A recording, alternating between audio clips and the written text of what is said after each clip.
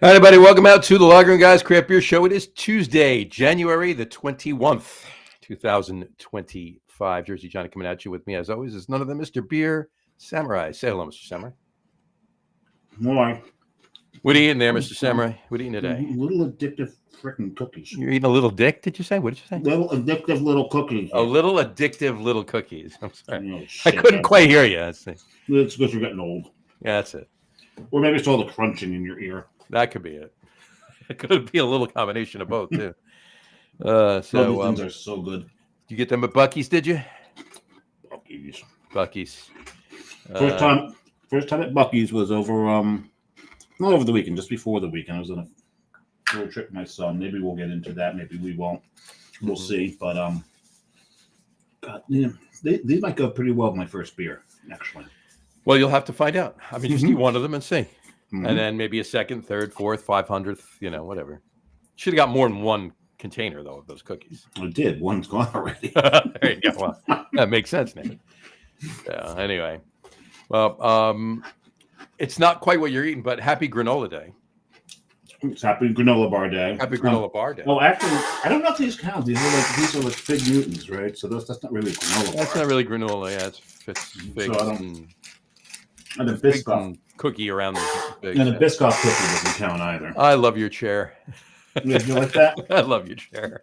I have oiled this 10,000 times and every different.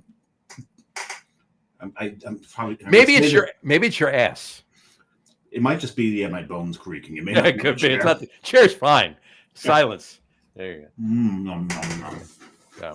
Well, chew, maybe the crunching will drown out the sound of the There chair. we go. There you go. These are nice, crispy little Yeah. cookies. There you go. Well, and of course you can't help but wash down a good granola bar with some New England clam chowder. Dip it in the clam chowder first. Tip it right in the clam chowder. There you go.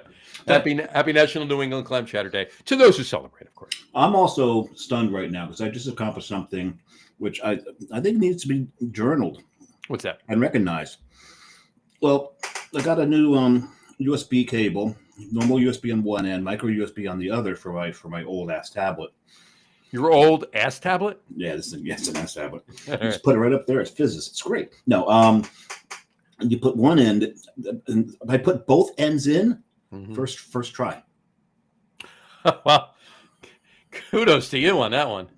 Seriously, how often can you get a USB in on the first try? It's normally you're doing it right the first time, but you That's think you're doing it wrong. You flip it upside down, and then you flip it back over again. That is true.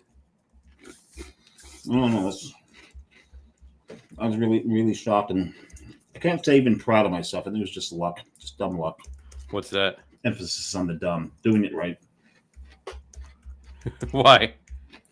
'Cause I have no talent. You have, I'm typing tablet because I'm going to use this as an open, and I typed an M at the end of it. So Tablum? it was as tablum. There you go. Tablum. As tablum. There you go. Well, those are from Mesopotamia. They got the cuneiform on them. The Right. tablums. Exactly. Actually, I think that's Latin though. Tablum. Tablum is, I believe it's Latin. Yeah. I believe that is Latin, so it wouldn't be from Samaria or anything like that. It might be ancient Rome. Who knows? Who knows? Either way. All right. Well, as you chew, should we bring up your socks? No, I'm not wearing any right now. Yeah, but I mean, you have a lot of cheesy socks. Yeah, but they're all Star Wars and drinking related. Well, we are drinking tonight. We are drinking. I got a pair that just look like they're yellow with the fizzy, with bubbles in it, so it looks like beer with foam right around the top. Right, of course. Yeah. You've seen those before. I got some that's got like drinking glasses out, and some that's got whiskey bottles on it. We're talking about this because it is it is Happy Cheesy Socks Day. Yes, it is Cheesy Socks Day. Cheesy Socks Day. So, you gotta love that. Anyway, I think we're good with the days now. Is there another one? Well, there's Squirrel Appreciation Day, but you have to actually appreciate the things. Happy Squirrel Appreciation Day, and I don't think I've really ever appreciated squirrels. Actually, there's the black squirrels in Central Park. I appreciate Those are pretty cool. Those are cool as hell. Then you get the red squirrels in some parts of the world. Mm-hmm. There's a lot of black squirrels. Princeton. Really? Yeah. Interesting. Oddly enough, yeah. I wonder, Specifically, the campus of Princeton Yeah. University. Yeah. I wonder if there's like if they just migrated over. I don't know. Maybe they hopped the train at Penn Station and got off at Princeton Junction, and Like, ah, you know, I like it here. I'm gonna stay here. I'm going to hang out here for a while. Actually, I got a feeling they went on. They actually bypassed, went on to Philadelphia, got out. Went, no, we're going back, and then just There off you to go. Princeton Junction. Who knows? Right. That could be as well. Anyway. All right. Well, I'm thirsty. I don't know about you. You're right. The chair's a little worse today than it usually is. It usually, I mean, you could hear it, but it's definitely More prevalent. speaking its mind today. Let's put it that Yes, it is. way. All right. Oh, what do you say, Chair? What's that? What do you say, Chair? Oh, Chair says we're going to Mars. All right. Shut up, Chair. All right. Anyway, I'm thirsty. You thirsty? I'm thirsty. I think we should bring our guest on. Something to wash these cookies down with. Please welcome to the show. Our guest today is Mr. Dave Jimenez from Ketos Brewing. How are you, Dave? What's up, boys? Hey, buddy, Oh, it's yes, been a sir. while. Long time no talk. It's been a minute. Yeah. Dave's got some cool shit going on. He does have a lot of we, cool shit we will get into that. We got to get into that. I want to hear all about it and some other stuff he's going to tell us too. Want to catch up on all of that. But first, beers.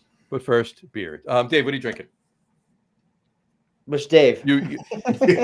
He's Samurai. You're Dave for So, tonight. I'm actually doing dry January. You're doing You are. I am. All Yeah, right. I started right after Christmas, not realizing, not thinking about dry January. But I remember it was right after Christmas, and I thought I had these awesome new high points that my friend made, and it was for his anniversary, and I had a couple, and I sat there by myself, drunk as a skunk, thinking, why am I doing this? And so, fast forward, I'm drinking hop water. Hop water's good. There you Hop go. water's good. Yeah. That's So- a good substitute. It's better than the 0.0s beer. I'll tell you that. Ooh. This is true. Yeah, a couple weeks ago we did an NA beer because it wound up being our guest we had to postpone, and John was on, shows. I was on antibiotics, so we wound up doing an NA beer show. So and I was still hungover from New Year's. That was like what, 5 days later? it's like it was a week later, a week after New Year's. No, yeah, it was almost a week later, wasn't it? Have you guys found an NA beer you guys enjoy? No, No, no. So that is our I found a couple that I can tolerate. the you know. Guinness. I can tolerate the The Guinness. Guinness That's is about the it. Guinness, all right. The Sam Adams, just the haze isn't bad It smells for a what lot it better. for what it is. For what it Okay. smells better than it tastes. Yes, absolutely. Yeah, I've been Yes. digging the Heineken Zero, and then Athletic has a copper Mexican style lager that I actually dig. I haven't tried any athletics yet. I hear they're I pretty haven't good. I haven't tried any athletics either. I've been remiss to that. But we are referring to the show as our first and last annual NA beer show. we tried it. It didn't work. It didn't take. Sorry, We gave it a shot. It We're was too set in our ways. Not, Exactly. It's a generational thing. We can't do it. good. I enjoy. I would rather, I mean, that's fine. Like, I'd rather drink other things, right? Sure. I'd rather drink the hop water or Yeah. or just water. water. Yeah, the hop water right now at Ketos, we're delving in terpenes. So I've been doing a lot of terpenes in the hop water. I know a lot of individuals here in Utah specifically, they've been doing hop water with T90 pellets. So you get kind of that green tinge, Mhm. Okay. and then it becomes over time vegetal. And I hate vegetal beers. Some people Right, like yeah. them in their IPAs, but my hop water, absolutely not. So I've been doing, my team and I have been doing terpenes. So there's some fruit terpenes, and there's just the aromatics in sparkling water, That's cool. acidify it, and easy. Takes me it's like $1.80 to make and sell it for $2. It's the best. There you go. So explain what a terpene is.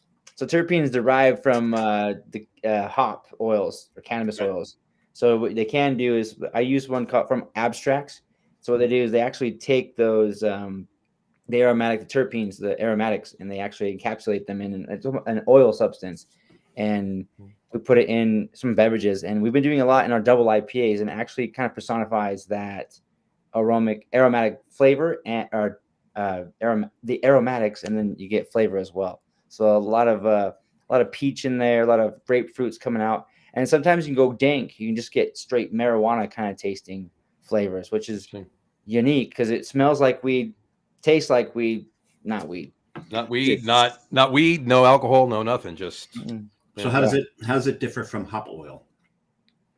So hop oil, when you see it in the Hop oils typically you have to do a hot side because if you put it in a finished product, you'll see kind of that separation in the liquid, Right. and you don't want that because it will be viscous, and you don't want that taste. You don't want that coating your palate. It's pretty gross, actually. Some places they try the oils, and I hate oil-based products. They don't homogenize well in wort or in specifically carbonated water. So terpenes are typically water based, and they work really well. I recommend them to almost everyone. Nice. Very cool. Very nice. Very cool. But Lagunitas, I don't know what they're doing. They have they do natural flavors, they say, and it smells like. If you guys ever had the candy Pop Rocks, Oh yeah. it smells and tastes like Pop Rocks. Not a huge fan. Interesting. Yeah, that's definitely our generation's Pop Rocks. Pop Rocks. Remember the myth that that Mikey from the Life commercial died from eating Pop Rocks and drinking Coca-Cola. Drinking Coca-Cola with it. Yeah. Yeah. The Mythbusters came out and proved that wrong. Right. That it was impossible to do that. They didn't just go call him, be like, "Hey, you alive?" Oh no, he was alive. That was the other thing. They said it's already busted that it would happen to Mikey, but we're going to bust the myth that this can actually happen. Oh, okay. Like they could just see if he's alive. That would bust it. Right. Done. Myth bust. Well, I mean, it could have been just lying about that he had the Coke with the. No, he's not the one who said it. It was No, they could have been lying about They could- the fact. I'm saying, yeah. So No, they just could have called Mikey and he'd said, "Yeah, no, I died, but I got better." I got better. What are you boys drinking? Oh, Yeah, it's what are you- a joke. That is a Oh. joke. Yeah. So I'm thinking the reason I'm eating these butter cookies, I really wanted to see how, because these are basically butter cookies. Mhm. I wanted to see how they would go with the double. I've got the Benedictine St. Gabriel. Curious as how this is going to work. I don't think it's going to, but What do you think? I think that's a damn good double, first of all. But I hadn't had a cookie in a while, so now I'm going to eat the cookie. I expect by eating the cookie and drinking it, it's going to bring out the hopping a little bit more. It's what I'm expecting, but we'll see. Right. That makes sense.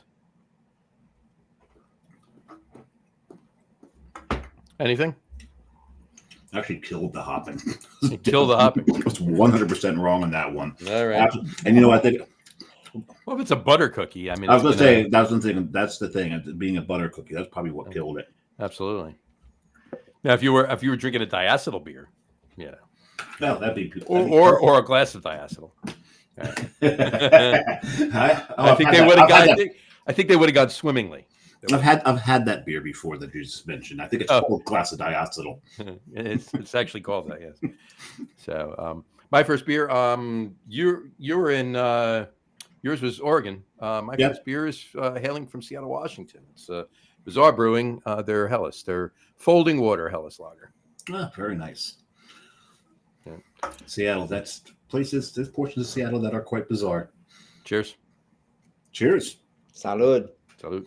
Get a Ballard. Ballard's known to be weird. They love the fact that they're weird. They've got a huge statue to Stalin in Ballard.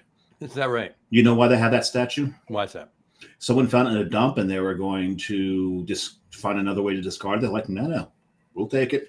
We'll put it up right in town square. So it's a statue of, I think it's Stalin, or I'm pretty certain it's Stalin. It's also the right around. What would a statue of Stalin be doing in Washington? Not I mean that's the first question. And they also have a rocket. That's actually, if you're standing at the Stalin statue and you look off to the left, there's the rocket. It's this huge rocket that I think they took out of a dump. It is a rare town, but there's some really good liquid in Ballard, some fantastic food. There you go. Really, really great place. But Nice. I'd be surprised if Bizarre was not in Ballard. I don't think it is, actually. It's in Seattle. In Seattle proper. Well, Ballard is a neighborhood. No, I know. I'm saying it's. Oh, you mean at the neighborhood Ballard? Yeah. Yeah, it's a neighborhood of Seattle. My bad. Yes, you know, I've always got maps up, so I'll just put that in there. You can map away. What are you drinking? I just told you. But what style did you say? What style? It's a Helles Lager. Ah. Those cookies got to you. The cookies got to him. That's what it was. Man, what do they put in those cookies? Oh, Bizarre Brewing's right across the bay from Ballard, by the way. There you go. There you go. All right, fair enough. So, All right. Let's jump into this because I want to hear about it. We're going to post the link to the one article that you sent to, Dave. We're going to put that on the Facebook page after the show's done. But let's talk about it. You made a Yeah. Fonio. Well, it's funny because I was sitting there. Let me just give you a little background. I'm sitting there in the airport in I think it was in Columbus, Columbia, South Carolina. Columbia, yeah. Waiting for my flight. The text pops up like, Jimenez. I haven't heard from Jimenez in a while. So I read the article, immediately forwarded to John, go, this shit is cool. But me reply back to Dave, you got to come on the show and talk about this. Yeah, you're one of the few I texted that to. I don't know. Don't ask me why, but I'm like, who would appreciate this? Like, I read that like, this is so cool. Cool. Because I don't know if you guys have been, I guess, jumping into it. Have you guys been around Brooklyn Brewery at all? Mm-hmm. Yeah, close to. sure. So they actually, Garrett Oliver, the brewmaster there, he actually you have to credit him for bringing Fonio into the United States. In about, I think, 2019, he started messing with this grain Fonio, which is it's kind of a drought persistent grain that doesn't need irrigation, doesn't need fertilization, it doesn't have pesticides in it. It comes from West Africa. He specifically went to Senegal and started fucking with it, and he brewed a couple beers there, and then he brought one back, and I believe the first one he brewed was in 2019 or 2022, one of the two, and he made a double pilsner. And the cool part about it is they made one with 20-ish%, or they didn't say it. They made some with Fonio. So Fonio, this grain, it's considered kind of an ancient grain. It's Sure. It's kind of like millet. It's kind of like Right. Okay. sorghum or what's the shit that everyone hates? Spelt. Spelled. Yep. That's the other one. Kind of like that, and it's one of those fun things where it gives really nuances of lychee and tropical fruits and white grape, and so putting this grain into a pilsner was a genius idea, and I think it's the only thing not wrong. I hate saying that. The only thing different from Garrett Oliver's beer than other beers was he started it. Then he started a program called Brewing for Impact. So let's bring in this grain that doesn't impact the environment that much with our water resources, with harvesting it, all this, and let's brew with it. So he brought it in. He brewed Guinness did one with him. Okay. They made a stout, obviously. Out of Open Gate or from out in Ireland? Do you know? I don't know. I would be just pulling out of my ass if I said something. I'm going to go on the record as saying it was probably one or the other. This man is so wise and so smart. This is why I do a show with him. And the other one, And he's also a jackass, but that's beside the point. the other one they did was with Carlsberg out of Denmark. Really? That's cool. And it was a really cool beer. I believe it was a lager. And then the other one, they went to Russian River and did one with Vinny and the team. And they released, I believe that one was a Saison. And they released that saying that it was a 25% grist of Fonio. And they had, in their beer, it had the yeast characters, but then it had a lot of that malt character come through as well. Nice. And so we went to my coworker, I sent him the GABF, and he ran into Vinny, and they were talking about this, that, and the other, and they talked about how we had a mash press, and they said, well, what can you do with the mash press? And we're talking about doing alternative grains, millet. Our gluten-free beer right now is our number 2 selling beer. So last time we talked, my blackberry sour beer was number 1 beer, and then my coffee beer and my blonde ale.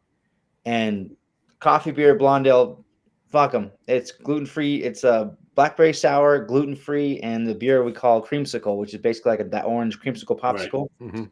So those are 1, 2, and 3. All really crazy. Where did the coffee beer and the other one drop off to? 4 and 5, just really scoot down a little bit. Yeah, just complain about those two. Yeah. Okay. I think because we talked about kind of the Gen Z and the whatever we want to call the next generations, they like those.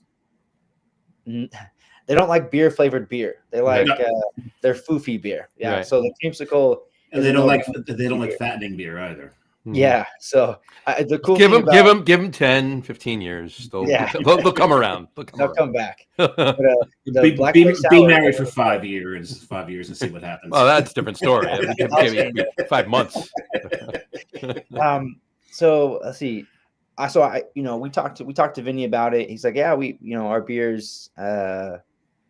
It has a little bit of fonio. We liked it. We enjoyed using it, but I would never go above 25, 30%. You'd stick your mash. It's kind of like brewing with rye or a bunch of rice or a bunch of corn. When it comes to adjuncts, as a traditional mash lautering brewer, you don't want to I wouldn't go over 20% of corn or anything. Like, especially if someone came up to me and said, "Hey, I'm going to do a 50% rye beer on the mash lauter time." I do that. Have fun. Yeah. Have fun with that mash. Yeah.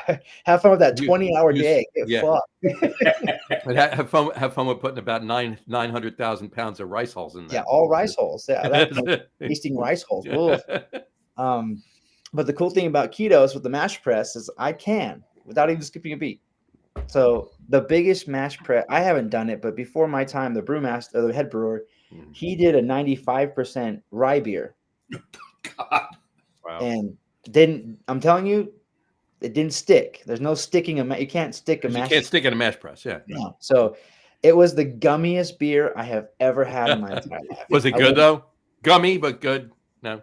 Yeah. No, I wouldn't recommend it. It was rye. If you like rye, I love rye. That's my point. Well, then you might like it. It's like someone took pumpernickel and then put it in the ground and just shit on it. I don't know about that part. Last part you can hold. Yeah, just hold the shit. I'll have everything else. So then back up a little bit. I reached out to Carlsberg, and it was right around Christmas time, right before Christmas time. I reached out to Carlsberg, and they were on holiday. But someone reached back to me, the brewmaster, Eric Lund. He reached out to me. He goes, "David, thanks for reaching out. After holiday, I'll talk to you about the Fonio beer." So long story short, Carlsberg's been doing these test batches before Garrett Oliver. Really? They've been doing 100%. Why? Because they have a mash press. So they released the world's first ever Fonio beer, 100% Fonio beer, but it was a lager.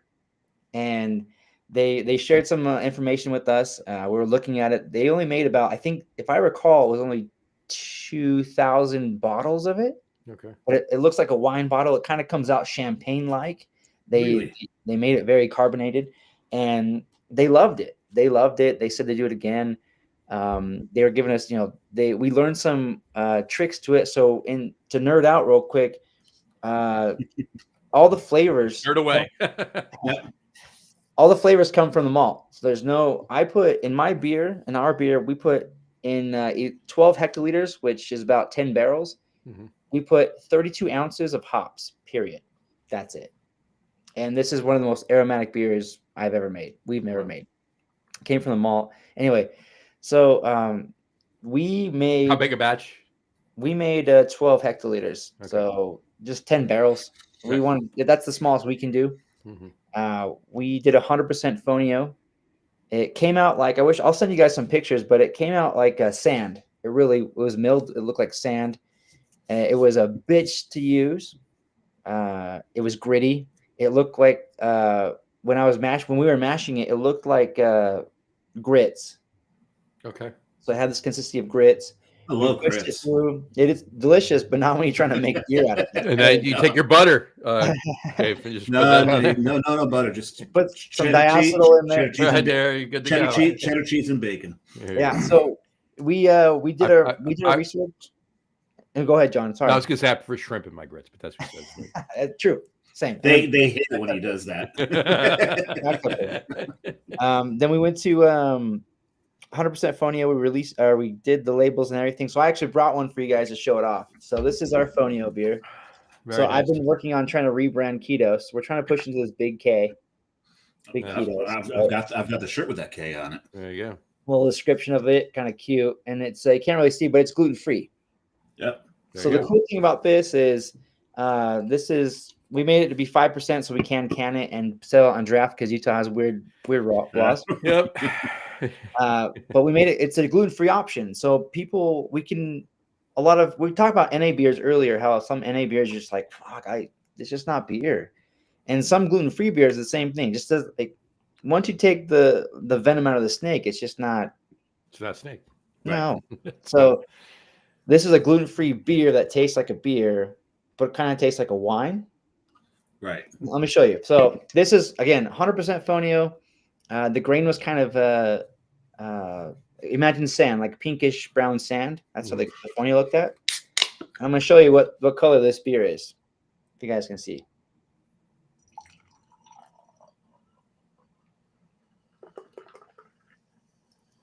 It does look like champagne. Yeah. That's crystal clear. Yeah.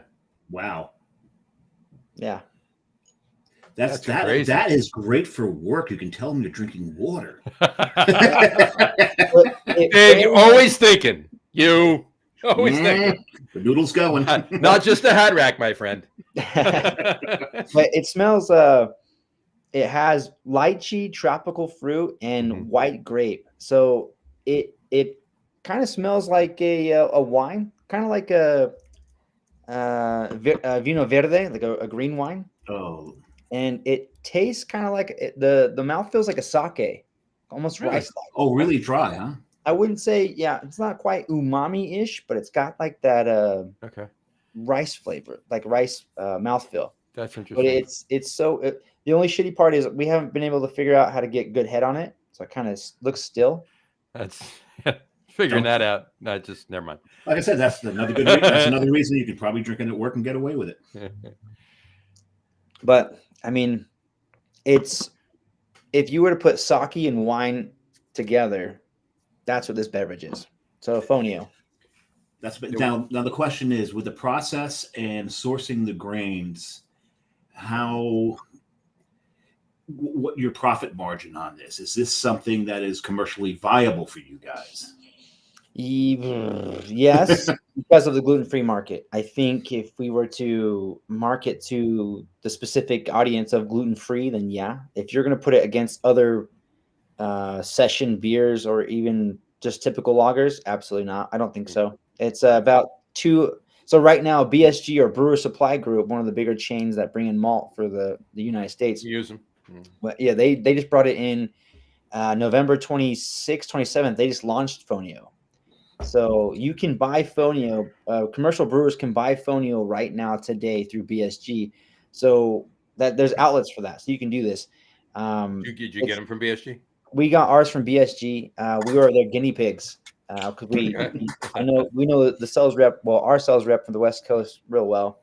And when he came in after our GABF experience, we were talking about it and how we wanted to use alternative grains. And he's the one that brought the idea to us using this first. And that's when we went down the rabbit hole. But we figured out Garrett Oliver's already been trying this, Carlsberg, Vinny. So we were reaching out to everyone we can. And it's $2.23 a pound. Wow. And it's millet right now is about $2 a pound. So if you're like, my gluten-free beer is rising to be my number one selling beer. So if this one takes off, it's also one of your most expensive beers to make. But it's also it's hard. You can't get 100% gluten-free beer anywhere else in Utah. So what I'm trying to wrap my head around here is that a Finnish brewery in Salt Lake City is making a beer with 100% West African grain. That is correct. And they have a Mexican brewer. With what? A Mexican brewer. A Finnish Mexican brewer. A Finnish brewery in Salt Lake City, Utah, with a Mexican brewer is brewing 100% West African grain. There you go. That is amazing. I love that. How that is. Welcome to the United Nations. There you go. Welcome. Yeah. Yeah. But that's the story awesome. of Fonio. So far, so good. And I'm going to send you guys this because it's something you need to try. I would love to try that. Yeah, I would 100%. absolutely need to try that. So Yeah. hard to explain, and people who don't like beer love this because it's almost wine-esque. It's almost that sochu sake kind of vibe, and because of that, the sex appeal is awesome. Right. Yeah, you got your guys' partners will like this. I promise you that. Yeah. Definitely. Oh, I think I'm gonna love it. Yeah. But I can't. When it came out of the fermenter crystal clear, I'm not kidding. Because sometimes when you sanitize a tank, you have some leftover sanitizer in the tank, and so we're blowing out. We're transferring this beer. And you thought you had like Sandy in the tank. I looked at my coworker and go, you fucked this up. Like, you spent all this money on this beer and you fucked it up. I'm like, no, taste it. Oh, shit. Yeah. Wow. But yeah. The flavor It's been profile. Hold on. Wait. Starsan. Yeah. Starsan. Yeah. Yeah, PAA. Oh, great. Yeah, right. The way you describe the flavor, though, it's almost it almost reminiscent of some Proseccos I've had. Okay. So that actually sounds. What's the how carved is that? Like what carb did you put on it? This is a 2.8. Okay. So yeah, that's Carlsberg went champagne level, so they went damn near 3.1, Wow. 3.2. But they also corked it. Yeah, they cork and caged it, right? I think they cork and caged it. I'm pretty sure they treated it like a wine, I think you should. I'm looking at the bottle right now. They cork and caged it. Oh yeah, so it's a beautiful green bottle with the kind of the white label like this, and then they have the gold trim. And you've got this art that was done by a Cameroon artist on it. Yeah, this was done by a bunch of brewers. But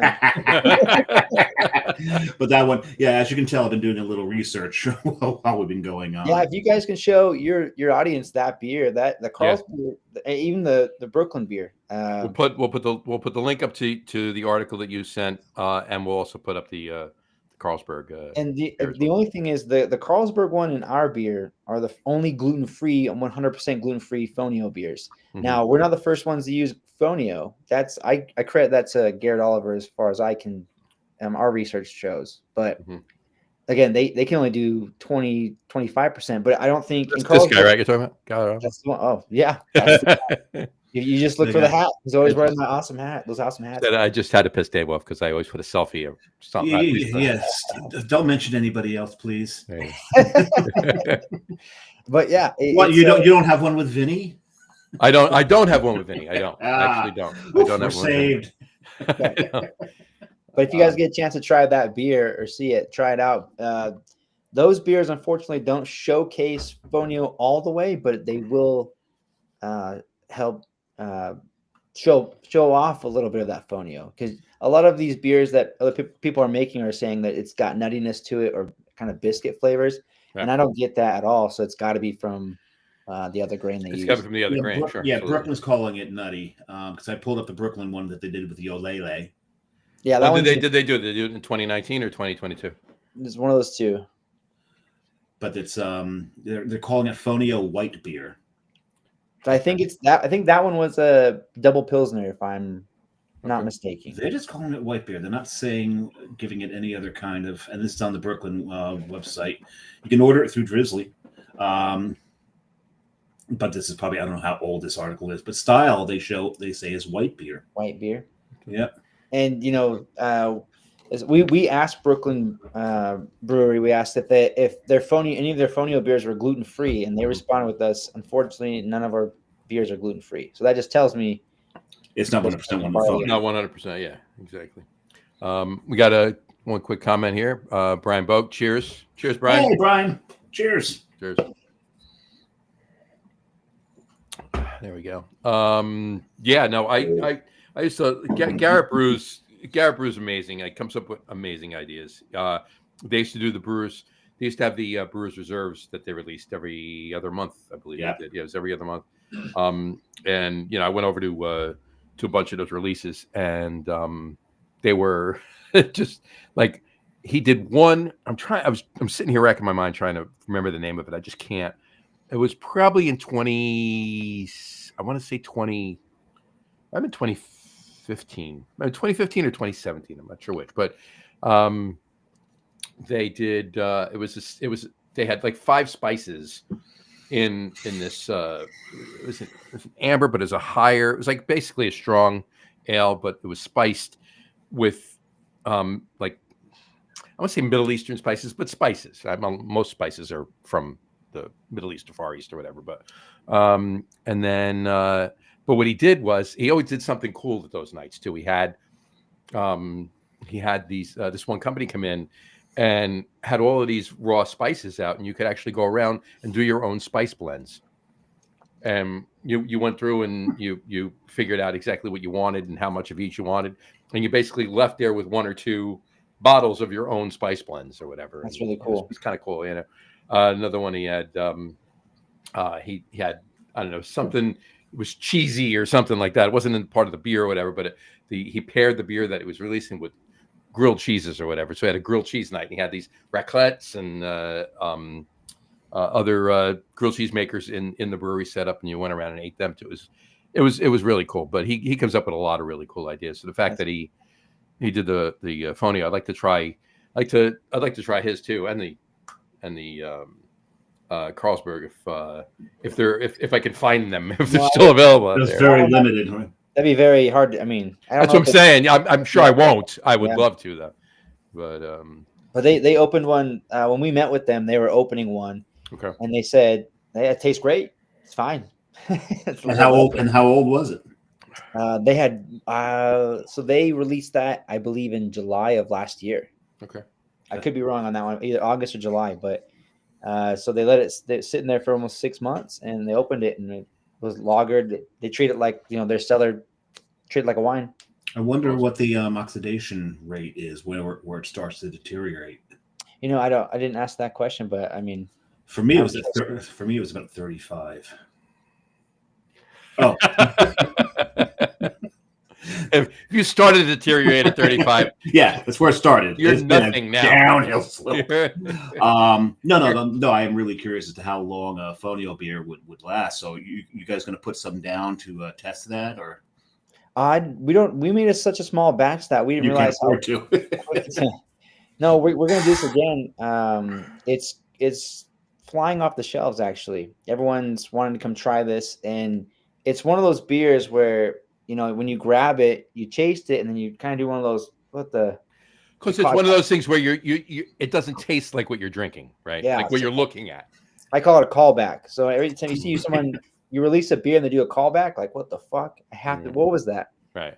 They're hooked, and so everyone does that, and then they go like, "You gotta try this." It's funny because one of the articles that I pulled up on the Carlsberg beer was titled "Das ist kein Bier," which means that's not beer. It's like, but hey, that's the not. TTP says it's beer, so If it's beer, it's beer. If it doesn't taste like being beer, that's a taxed different. as beer. So let's keep it there. There you go. There you go. So let me ask you a question. Do you think now some of the feedback you've been getting, is it more and I can imagine based on what you're saying, I can't wait to taste it either, but I can imagine based on what you're saying, it's definitely the former of what I'm going to say, but is it more of the taste? Like I'm sure there's a little of both, but is it more of the taste of the way it tastes based on either the appearance of it and then they taste it and they're like to do the double take or whatever, or is it just the fact that, oh my God, this is a clear beer, like not gimmicky or anything like that, just the uniqueness of it? I mean, there's so much depth to all the nuances of this beer. It's clear. Mhm. There's no SRM. Like the SRM is the SRM is going like if this doesn't get brilliant on a test, I am going to quit beer making for the rest. That's brilliant. But it's the fact that it's made with a gluten-free grain. It's clear. The smells, you're getting like a bouquet of fruit right in your nose, and then the flavor, because it's supposed to drink like a beer or drink like a wine, but it drinks almost like a sake. right. And so there's so many, and that's why you gotta keep. It's a mind fuck, and you have to keep going back to it. That's great. That'd be an interesting beer to sake bomb with then. Oh yeah, Interesting. Again, not just a hat rack, my friend. Very good. You and the ideas. I did open my. You're an second idea beer. man. Yeah, I got a million of them. I did open my second beer. I was going to say, open your second beer. I'm going to open mine. Go ahead. So as you know, when I came back from Baltimore, I got that Das Schuf gift pack. You did. Brasserie Das Schuf. Then I drank two of them tonight. I drank one last week. Drinking La Schuf, the classic. oh yeah, the Smurfs. Yeah. The gnomes, and apparently these all have different names.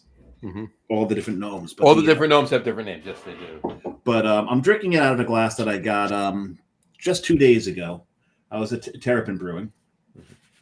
And John, if you get down to Terrapin, love is love. Gotta love that. Love is love. Gotta love that. Love is love. If you ever get to Terrapin Brewing, here's the great thing. What you can do, they've got this deal. Like it's $12.95. It's 6 half pours and the glass. 6 half pours and the glass. Yeah, I'm going for that one. Yeah. Yeah, you can't. It's like I was only going to have like 1 or 2 there. I'm like, no. I'll do the 6 half pours in the glass. That's you can't pass up on that. It's a great deal. You can't pass up on that. I don't care how thirsty or not thirsty or And the thing is, if you want 3 full pours, you just give them 2 tickets. You get 6 tickets.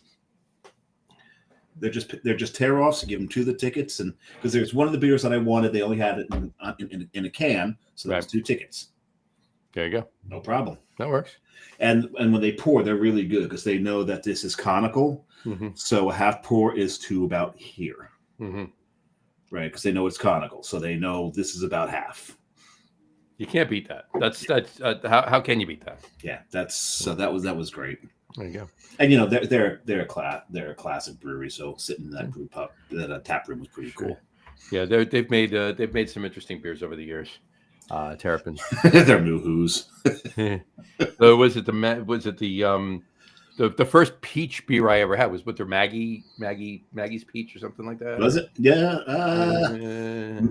Yeah. I think it was It was something peach. I'm pretty sure there was another one that they put a cow on the label, didn't they? That was the one. Yeah. Yeah, they were doing cows before Bolero was doing cows. Oh well, yeah, 100%. They just weren't doing the puns. Right. Exactly. My second beer stems from I still wasn't drinking on Saturday night. So this past Saturday was Baltic Porter Day. It was. So I figured I'd have my Baltic Porter tonight. So there you go. It's from Boiler Brewing in Lincoln, Nebraska. And you're jumping all over the state. I am all over this country. There you go. It's funny. I did have a Baltic Porter on Friday. But I was sitting in a tap room. It's in collaboration with the Lincoln Loggers. Was it Lincoln Loggers Homebrewers Club? Oh, that's cool. Yeah, so that's cool. Boiler Brewer. But I was having mine at Brew Carré, which is in New Orleans, the day before, and that was really cool. Very small tap room. Oh my God! I think John just had a cosmic experience. Holy shit! This is all right. Pause on that Brew Carré thing because I want to hear it, and everybody else does too. This is amazing. I mean, it's got all the Baltic Porter characteristics. It's 10.1%, right? But so it's big. But I mean, I'm getting barrel notes out of this thing, and it's not barrel aged. Really? Yeah. That's cool. Yeah, it's really cool. Again, wish I ordered more than one. Every friggin' time you do this to yourself. Well, you'll be pleased to know that I did just start a new crate with 2 of one the same beer. I was just warning. Who was I just warning about? Oh, Starodumsky, as a matter of fact, because he's going, where do you get these beers all the time? And I was telling him I said, well, it depends if you want to go broke or not. And if you've got a lot of expendable cash and it's not going to get you in trouble with the wife, download the Tavor app. But on that, you want to probably stay away from it. Yeah. Yeah, you definitely do. I should probably start a new crate soon, though. Yeah, I haven't gotten a crate since August or September. I just have way too much beer. But every now and then I'll scroll through Tavor. Well, you allow them to give you the push notifications. I do. Yeah, that's your downfall. Half the time I don't even look at the push notifications. I'm like when I have a crate. Half the time he doesn't even look at his. That's I can attest to this because half the time he doesn't even look at his phone. Half the time I don't get notifications on my phone because this phone is 4 years old and is a POS. You know what that means, right? In any event, people Social Security. No, that's pretty much. Anyway, but the other day I went through and Phase 3 Brewing in Illinois, they had a dark English mild. I'm like, I can't pass this up. Boom. I put 2 in a cart, called it a day. And I'll let this cart go for a while, but I'll build one up. I'll probably get it around April, maybe. But yeah, this is fan. Like, I'm not even kidding with this. I wouldn't think I'm literally getting barrel. I mean, it's a Baltic Porter. I'm getting all of that. But it's so big, I'm literally getting a little bit of almost like a bourbon flavor, but barrel notes, the caramel. I mean, it's bigger than a regular Baltic Porter. This is fantastic. Nice. Good job, Boiler Brewing. Way to go. And Lincoln Loggers Homebrew Club too. So I'll write something about that. I'll put an article up on the website. This is fantastic. This is really good. The one I had at Brew Carré it was just a classic Baltic Porter where you had that roast. Mm-hmm. And you know how a Baltic Porter announces its ABV with that little bit of a vinous note behind everything? Mhm. Yeah, it had that classic Venice note with that roasty, toasty beautiness. Beautiness. I just created a word. Beautiness. That is a Baltic porter. It was really solid. They also had a Rauch beer. They called it the Bambergler. Really? That's Bambergler? I like that. That's pretty Bambergler. It's cute. So that, and the great thing about the Big Easy good. is, I had my son with me who doesn't drink because he's 20, but he also doesn't drink even though I did give him his first shot at my Lord on this trip. But I can't believe you did that to the kid. I really he requested it. He's like, how bad can it be? I'm like, okay, you asked for it. But at any rate, the great thing about New Orleans is, I don't want to bore him by making him sit in a tap room this whole time while I drank, Mhm. And talk to the people from Plattsburgh, New York, by the way. But Go figure. so I was like, well, I want another beer, but I don't want to bore him. I'll just get a to-go cup. Not in Utah. In New Orleans, people are walking all over the place drinking. Have at it. So we walk from there, walk past this one park, walk past this one guy with a dog in the passenger seat with a skull mask on. Mhm. New Orleans. And then it's like, okay, well, let's go into the bakery and get some baked goods. So I finished my beer and we walked into the bakery. So yeah, that was fun. These guys do some good stuff. Brew Carré, if you're in New Orleans, it's like two blocks away from the Jazz Museum. Really? Yeah. I get down there. On the opposite side of the market. Mhm. So right by Frenchman's, just by Frenchman's Corner. Memphis and Eastern Arkansas is the closest I've ever been to New Orleans. I'm assuming that, by the way, because I've been to Dallas, but I'm thinking Dallas is much further away from New Orleans It is much further than away. Memphis and Eastern Arkansas. Texas is a very large state. So, Dave, have you ever been to NOLA? Yeah, we were there earlier last year. Yeah. We were the first weekend in Mardi Gras, and that was wow. really? You went down for Mardi Gras? Well, it just so happened to be Mardi Gras. We didn't think about it. It was a buddy's birthday, and we went out there, and the wife and I went with a bunch of friends. Probably, I think 8 of us went out there, and yeah, we had a time of our lives. It was never look back. Did you flash your tits to people for? I did. My favorite moment was we spent $200 in beads, and we were Did you? out, and it was so fun. I mean, The wife too? I mean, oh yeah, we're have at it. all of When us in Rome, I mean, right? Yeah. And so, yeah, there's a lot of things in the world. I got a quick story, really quick. There was this bar up in Bergen County in Jersey. It's not there anymore. It's called Cornerstone. It was no, I'm sorry. It's called Cornerstone now. It used to be Bourbon Street, so it was NOLA, right? It was right. So on Mardi Gras, on Fat Tuesday, right? This one year, a bunch of us went. Someone showing off his French. No, yeah, right. Which we got, we're up there, and they have a dance floor, but they have like a second level, and the dance floor is open to the second level, so there's like a balcony around the whole dance floor, right? And there's a ton of guys on the top, and they're giving out beads. Like you just walk in, they hand you like an armful of beads, right? So you got them on, the guys anyway, and they were, and yep. Boom, here you go. You just stand there throwing beads down, right? But I mean, there was probably 50 guys or more up the top, and there was a bunch of people on the dance floor. So it wasn't crazy. It wasn't bad. It was interesting. Let's put it that way, at that level. Anyway, one of the guys we were with, big guy. I mean, really big guy, right? He disappears. We didn't know where the hell he went. All of a sudden, about 15 minutes later, he comes meandering out into the middle of the dance floor, and he goes like this, right? Everybody on the dance floor left, and everybody up in the top left. I'm like, he screwed the whole thing up. Oh, I thought they were just showering with beads. Yeah, I thought everyone was at once. No, we did too, because we were getting out of there. Then we just threw all of us threw ours at him, and we had our joke, right? Because we were getting ready. Well, tossing beads and whipping them at him; those are two different things. This is true. But he screwed the whole. We were leaving anyway. You screw the whole thing for everybody else. Up there. So anyway, It's an interesting place. I'm going back. One of my friends went longer than that, 35 years ago.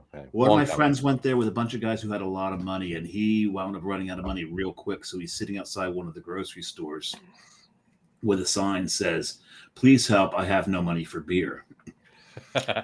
A guy walks out of the grocery store, hands him a can of beer, goes, "I would have given you money, but I was afraid to spend it on food."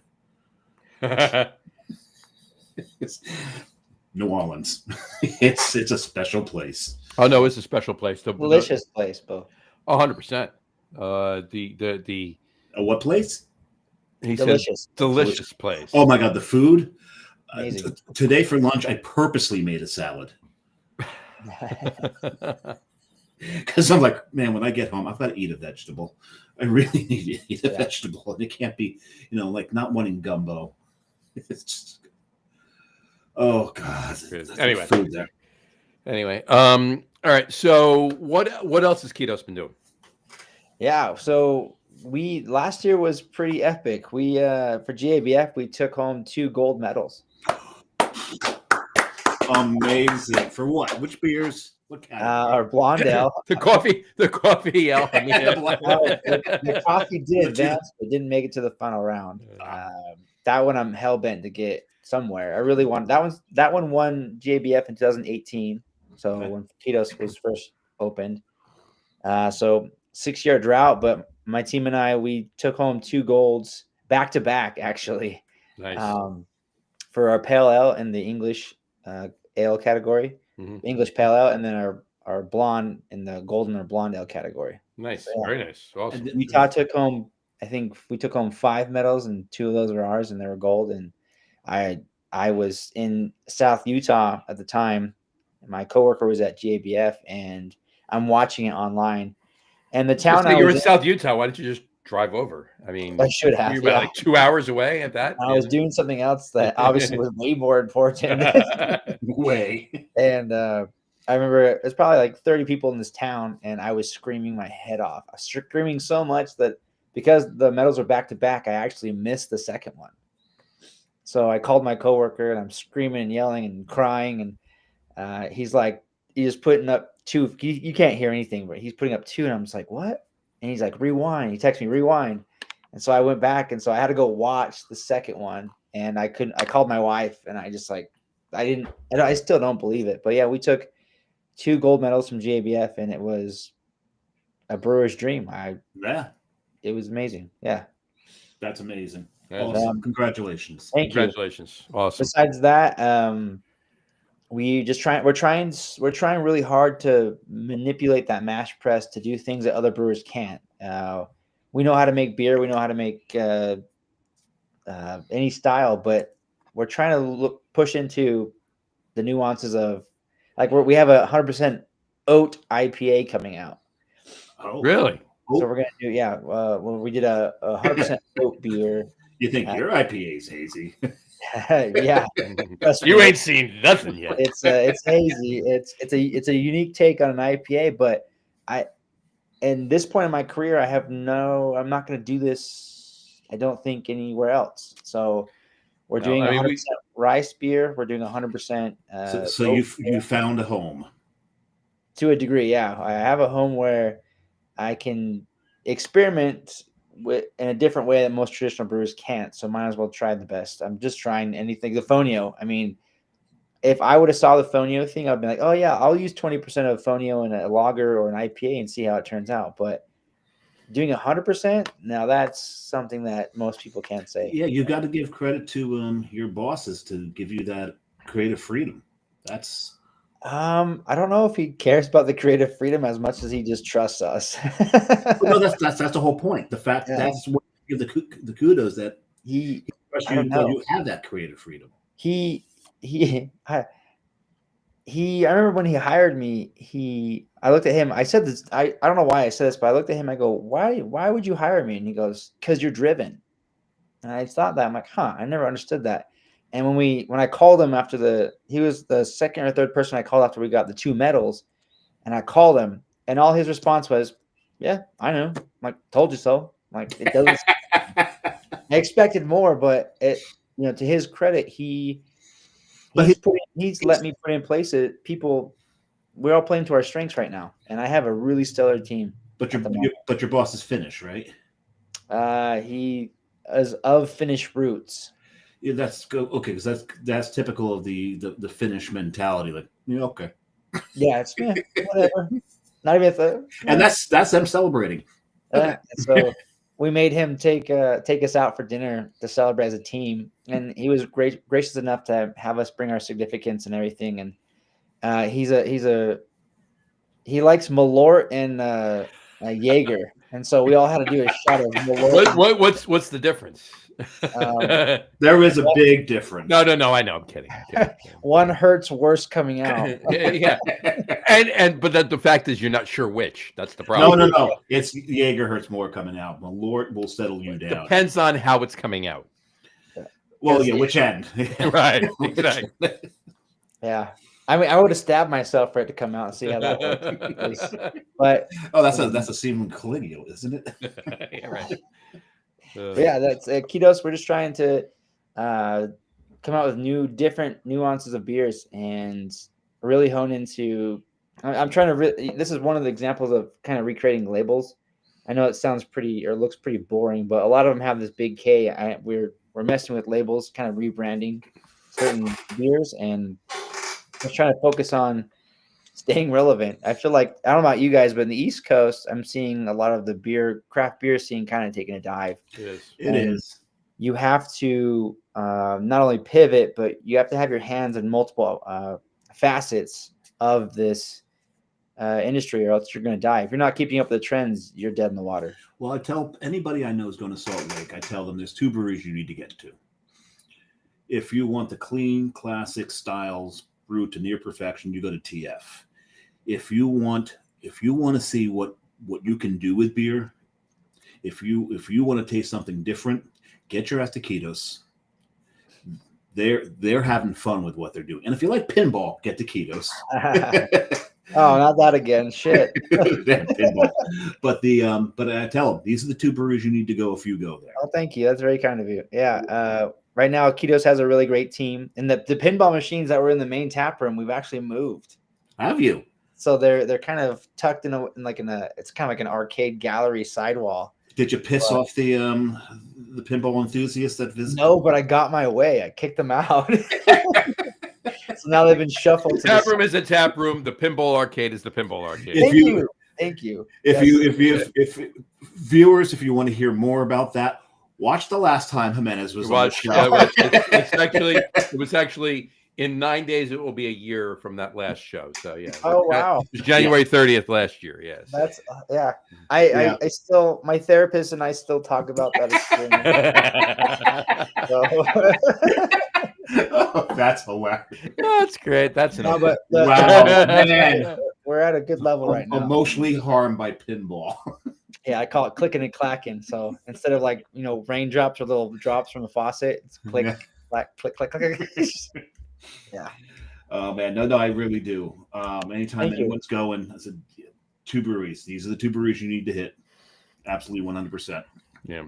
So. Yeah, it's a really cool place, really cool spot, and we're just trying to be relevant, and we're delving into different avenues of beer making. I wish we had the money to make NA beer, because if we did, I'd try really hard to make. I would love to make a good NA beer, one that you guys would have no idea was NA. That would be amazing. And I think the mash press is the way to go, but I might be biased. You've got yourself a nice toy. Yeah, exactly. Nice toy, but it's a pain in the ass. Tell you what. Cleaning it must be fun. Oh yeah, it's a gem. It's the best thing ever. Mm-hmm. So is that a day in and of itself? Like, yeah. So forget about CIPing tanks. Forget about any other brews. One day to clean the mash press. So the mash press is made of chambers and plates, and each of those chambers and plates are covered in a mesh filter with about 0.5 microns of filter going. So you have to make sure there's no grain in the filter. On the filter, you have to make sure there's no grain anywhere around it. And so this Fonio, if it's like sand, It's have you guys everywhere. seen the beach? Like Yeah. it was that it was making Fonio was the worst cleanup we've ever had. Oh, jeez. But I mean, you can't.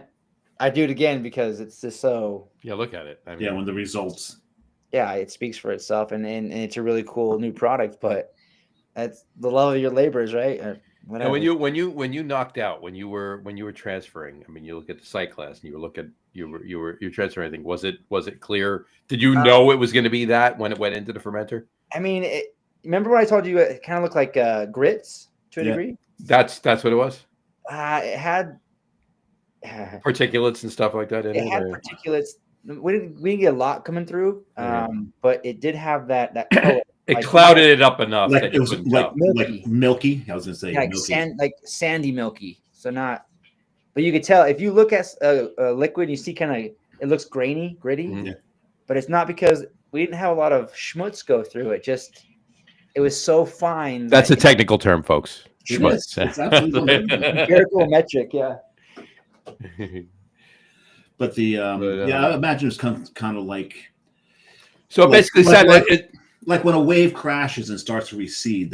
yes. So yeah. that's beautiful. it basically clarified itself in the fermenter, more or less. So it was kind of weird because in the fermenter, the conical shaped fermenter, the schmutz went to the bottom, but there's a lot of fine particulate on top. You have the carousing line, Yeah. and we saw an abnormal amount on top. We didn't use. Oh, this is not fine. So this didn't go through it didn't go through like a centrifuge. There's no biofine or fining agents added to this. This is in the tank, and this was in the tank for about 20 days. Okay. And that came out crystal clear. But the transfer, when we were transferring it, that's when I looked down and I noticed my. Did you put it in a Coalfest. bright? Yeah, we did just because I wanted to see the volume and what happened. And I like carbing in the bright because I know it's a cleaner tank versus in a ferment. I have fermenters I can carb in, but I don't know what's adhered to the sides that I didn't want to. I didn't want that schmutz to get bubbled out or bubbled in. Right. So we did. Only got our yield wasn't the greatest, but the clarity was unbelievable. And yeah, it was a beautiful beer. I can't wait for you guys to have some. I really. Oh, I can't. I'm looking forward to I'm it. really just opened my third. You did. I have about 4 or 5 more sips of this amazing friggin' concoction. I definitely am writing something for Boiler Brewing. But This beer, amazing. This is really good.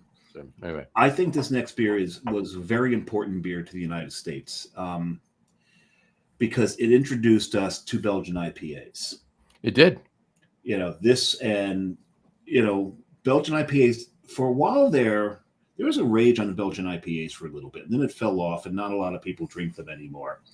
But I found this a very important beer. It's just the beauty of this beer is not only do you have the hops throwing a lot of floral notes, the beer itself throws the floral notes. This is one of the more floral IPAs you're ever going to drink. It's such a beautiful beer. I'm drinking it in my Hubelenschuft glass. Of course you are. And you've got to find Marcel. Marcel is actually Marcel is the gnome on the Houblon. on the Houblon. Yeah, Is that the name of him? yeah, that's Marcel. So I remember Grumpy, Happy, Sad, Marcel. yes, that's it. Oh, And Doc. Don't forget Doc. Yeah, They were This they is- were they were dwarfs though. They weren't gnomes. So is there a difference? potato, orange. dwarfs, gnomes, potato. One was in Lord of the Rings, one wasn't. There you go. That's the only difference. All right, Frodo. This is such a great classic beer from back in the day, and this goes back towards what John and I started to say during. I mean, maybe they're not at any risk because they're in Belgium, but when Anchor folded and we all blamed ourselves for not showing love to one of the OGs and not You can't see it, but my Tin's anchor is up there, but the we just assumed they'd always be there, so we kind of stopped buying and kept going for what was new. You can actually see a tiny little part of quarter of it. No, it's not the anchor. That's my Grungeist Tin's anchor. Yes. It's you ever use Grungeist, Dave? It's a who the hell does it? Hop. Is it Hop Farms? I gotta think of the hop. I've seen it. Yeah. Yeah, it's a hop. It's proprietary to that particular. It's a green hop. No, it's an amazing hop. I like. Well, they did. Human Robot actually did a a Pilsner with Grungeist. And the first time I had it was actually in Minneapolis at Dangerous Man Brewing. They actually did a grisette with Grungeist, and it was ridiculously good. Is the logo kind of have like a ghost figure? Yes, yeah, Oh, exactly. because Geist is German for ghost. Here, I'll take a picture. I actually knew that before I started learning German because of Poltergeist. Yep. Yeah. Yep, there it is. There you go, and you can see part of the anchor. There we Yeah, go. it is. R.I.P. That's a classic before they rebranded tragically. Yeah, exactly. So anyway, you were saying, Dave? Do you have any more tin tackers you want to talk about before? No, I'm good. Continue. Because I see another one there. Hold on, I do have something in my pocket for you. Hold on one second. There you go. Oh, he's got a plethora of those things. And the fact that you give them to me all the time means a lot. Mhm. Love is love. Love is love. Love is love. But my favorite thing that I give them all the time is this. Yeah. That's only when the Giants are playing. That's true. But the no, Sorry. no, seriously, that's when he pulls it out the most. Yeah. The poo That. emoji. The poo emoji.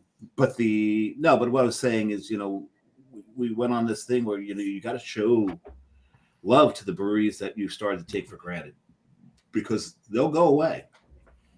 They'll go away. Yeah. So we did what, about 5 straight shows where at least one of our beers was one of the Was OGs. Anchor. Yeah, we did.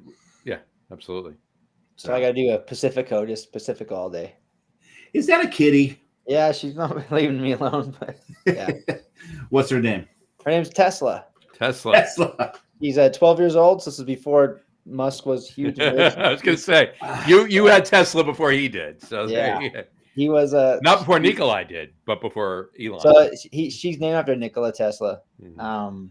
Which is awesome. We had a really dear friend who her major was in her PhD was in genetics, and so she had this, and she passed away a few years ago. So we took on her cats, and this was one of them. Is Tesla, and she's my black cat. Nice. Tesla's one of my favorite things. You know what they call a Tesla if it's been carjacked, right? In Edison. Edison. Well done. Love that one. Tesla. My oldest son's a huge Tesla fan, and that's my fault. He was doing he had to do a paper on a famous historical figure, and I'm trying to talk him into Tesla. He's come up with a whole bunch of other things, and I'm saving. I've got the whole card. I'm saving the whole card. Oh, yeah. And finally, I'm telling him he invented this, he invented that, he invented this, he invented that. He's not too impressed yet. I said, oh, and he also made a death ray. So he was 13 at the time. So death ray, Yeah. and that was the end of it. He is still to this day humongous Tesla fan. Yeah. Same. And the cat. And the cat. And the cat. And the cat. John, what are you opening up? I'm opening my third beer. What you My got? third beer. there? I came back to the East Coast for my third beer. You had told me what you were drinking today, and I wasn't Yeah. listening. So I didn't pour it yet, but I'll show you the can first. It is Treehouse. It's their Scotch ale. Now oh yeah, you told me you were gonna drink this. Now they have. I'll put it up. What it is. They have their One World is their regular Scotch ale. I think it's like 8%, something like that. Right. It's fantastic Scotch ale. They also have a barrel aged Scotch ale, and it's called Ancient World. And I wanted to have a Scotch ale. I always do a Scotch ale or two throughout the winter, right? But on the show. But I wanted to do it on this While he's wearing his kilt. Well, not just that, but I mean, an Ancient Grain, Fonio, and Ancient World is the barrel aged version. This is when worlds collide. They blended One World and Ancient World, so it's half non-barrel aged, half barrel aged. So there you go, and that's what this is. So it's 3/4 barrel aged. So it's No, half barrel aged. Never. It's half barrel aged. Yeah. So there you go. But I it's love the same beer. Scotch ales. It's so good. Oh, And of course, trade style. Again, Treehouse in Charlton, Mass. I've heard good things. Amazing thing. You never had a treehouse? Mm-mm. No, not a. We gotta Not get that I Jimenez know some. We gotta get Jimenez some treehouse. You got to get you some Treehouse. anytime that John and I are anywhere near that, we'll let the other one know they're there, and we'll proxy for them. You can place the order online, and we just proxy. And Pick it up. the first time that John did that, he kind of regretted it because he probably You bought 3.5 cases. You bought. All right. I I bought 1.5 cases. Fair enough. But I walked out there with 5 cases of beer, and it was just for me and him. That was it. So. Yeah, and I really did a number on his gas mileage on the way home. No, and I put it in proper glassware. There you go. There you go. Oh, I like that blue. It's beautiful. That's nice. So, Good blue. and it's look at the color of that. I mean, it's a Scotch ale. Look at that. Super dark. Mm. So what beers do you have in the tank Oh, right now, David? that's stupid good. Anyway, What beers I have in the tank? Yeah, we So- in there. There's on the East Coast and the Midwest, there's a lot of people doing gluten-free sours. So we're really leaning into the gluten-free game. really, So we have gluten-free sours. I have one that Oregon I think Fruit I've came out never with. had a gluten-free. I have never, but I avoid gluten-free beers. So No, but I mean, I usually try them if I come across them or whatever. I'll give it a try to see what it's all about or whatever. But I mean, I take that back because Departed Souls has done a couple of gluten-free sours. But anyway, continue. yeah, that's true. They have. The Oregon Fruit came out with this Sicilian lemon puree, and I have been obsessed with Italy for the past 3 years. And I made a limoncello gluten-free sour. And my team and I did. I can't say me. It's not. It's a whole team effort. We Already left hanging around. what was that? Might you have any left hanging around? It's in the tanks, right? You said. In the tanks. Oh, it's in the tanks. Oh, okay. It's I in the thought tanks. this is something you did already. Well, we're in the tank segment of the In the show. tank. Oh, all right. I missed that. I know because you're the one that usually prompts it, but I am. I was You- concentrating too much on that, so I was trying to pull you out of your glass. I must have eaten too many of those Butter cookies. butter cookies. I was trying to pull your head out. I was trying to pull your head out of your glass. and had them in a glass. Yeah. Well played. No, that one's in there, and then we're working on a gluten-free IPA. So that one, there's a company out of Denver Denver area called Grouse, and they do Grouse, a bunch of millet and gluten-free products. Yep. So we're a big customer of theirs, and our gluten-free has been taking off, and this Fonio has been taking off. So we're doing a gluten-free IPA. So we're messing with some Strata hops and an IPA, and seeing if the market needs an IPA out there, because the only gluten-free IPA you can get readily available in Utah is from Ghost Fish. And Okay. Great beer, good I beer. love those fish. But I would like my own. How's Jay doing, by the way? Speaking of those fish, Well, she's in Australia. good for her. Yeah, just trip. Just taking a no, trip. she's currently She living moved. in Australia. Yeah, she up and left. She met someone out there, or she met someone and went out there for them. And it's hard to get in contact with her because you can only contact her through social medias Okay. because they're like on the other side of the world. Yeah, there's a time difference. Yeah, and so Yeah. she's last time I talked to her, she was doing really well. Good for her. Glad Yeah. to hear. Yeah, she besides- was a great guest. It's great having her on the show. Besides that, my coworker is he's one of the best in the state to do Pivo or Tamaves, so Czech style beers, dark lagers. I love them. we might like those. So we have a Czech lager in the tank, and it's the last time I made it was just amazing. He's so good at it, and that's his specialty. So obviously I've helped position people to put them in like, hey, play to your strengths. And so we have one brewer that does IPAs really well. He does lagers like no one else. And so Well, yeah. What do you got there, John? No, I'll save it for next week. But there may or may not be a smoked Czech dark lager that I'll be having on the show next week. And if I do happen to see Dave this weekend, he may have it on the show as well. So. We may. We're next week is our annual Rauch beer show. Yeah. Ooh. With John Hall, who is we've given him so many names. Baron von Rauch. I think we need on a dare back probably 4 years ago, 3, 4, 5 years ago. He was in it was in Denver, and on a dare he was he brewed He was challenged.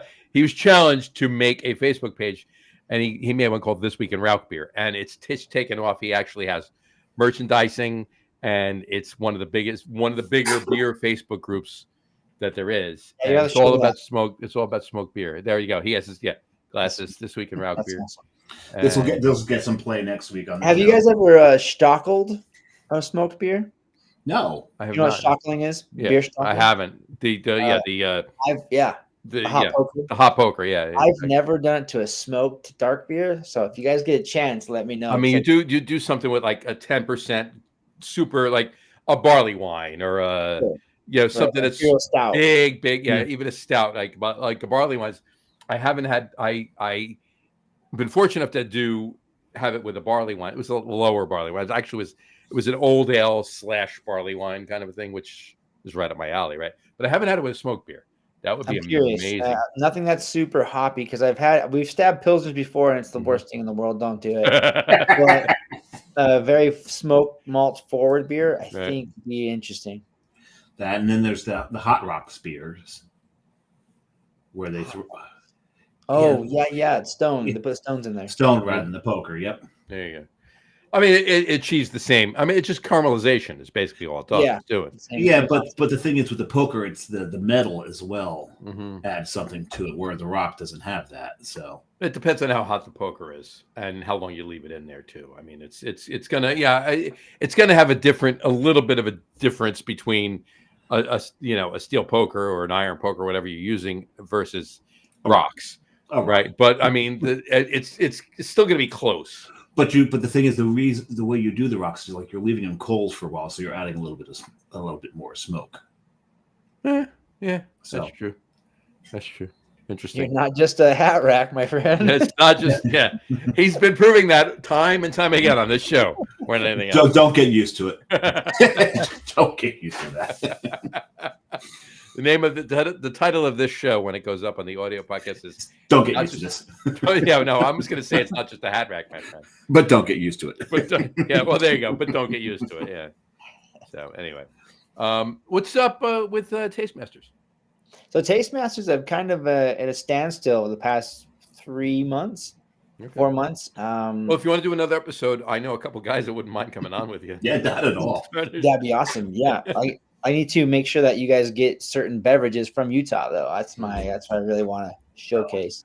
And so I gotta send this to you. But with Tastemasters, I'm trying really hard to take it visual, as in like YouTube and so forth. But guest to guest, I still like that face to face. Yeah.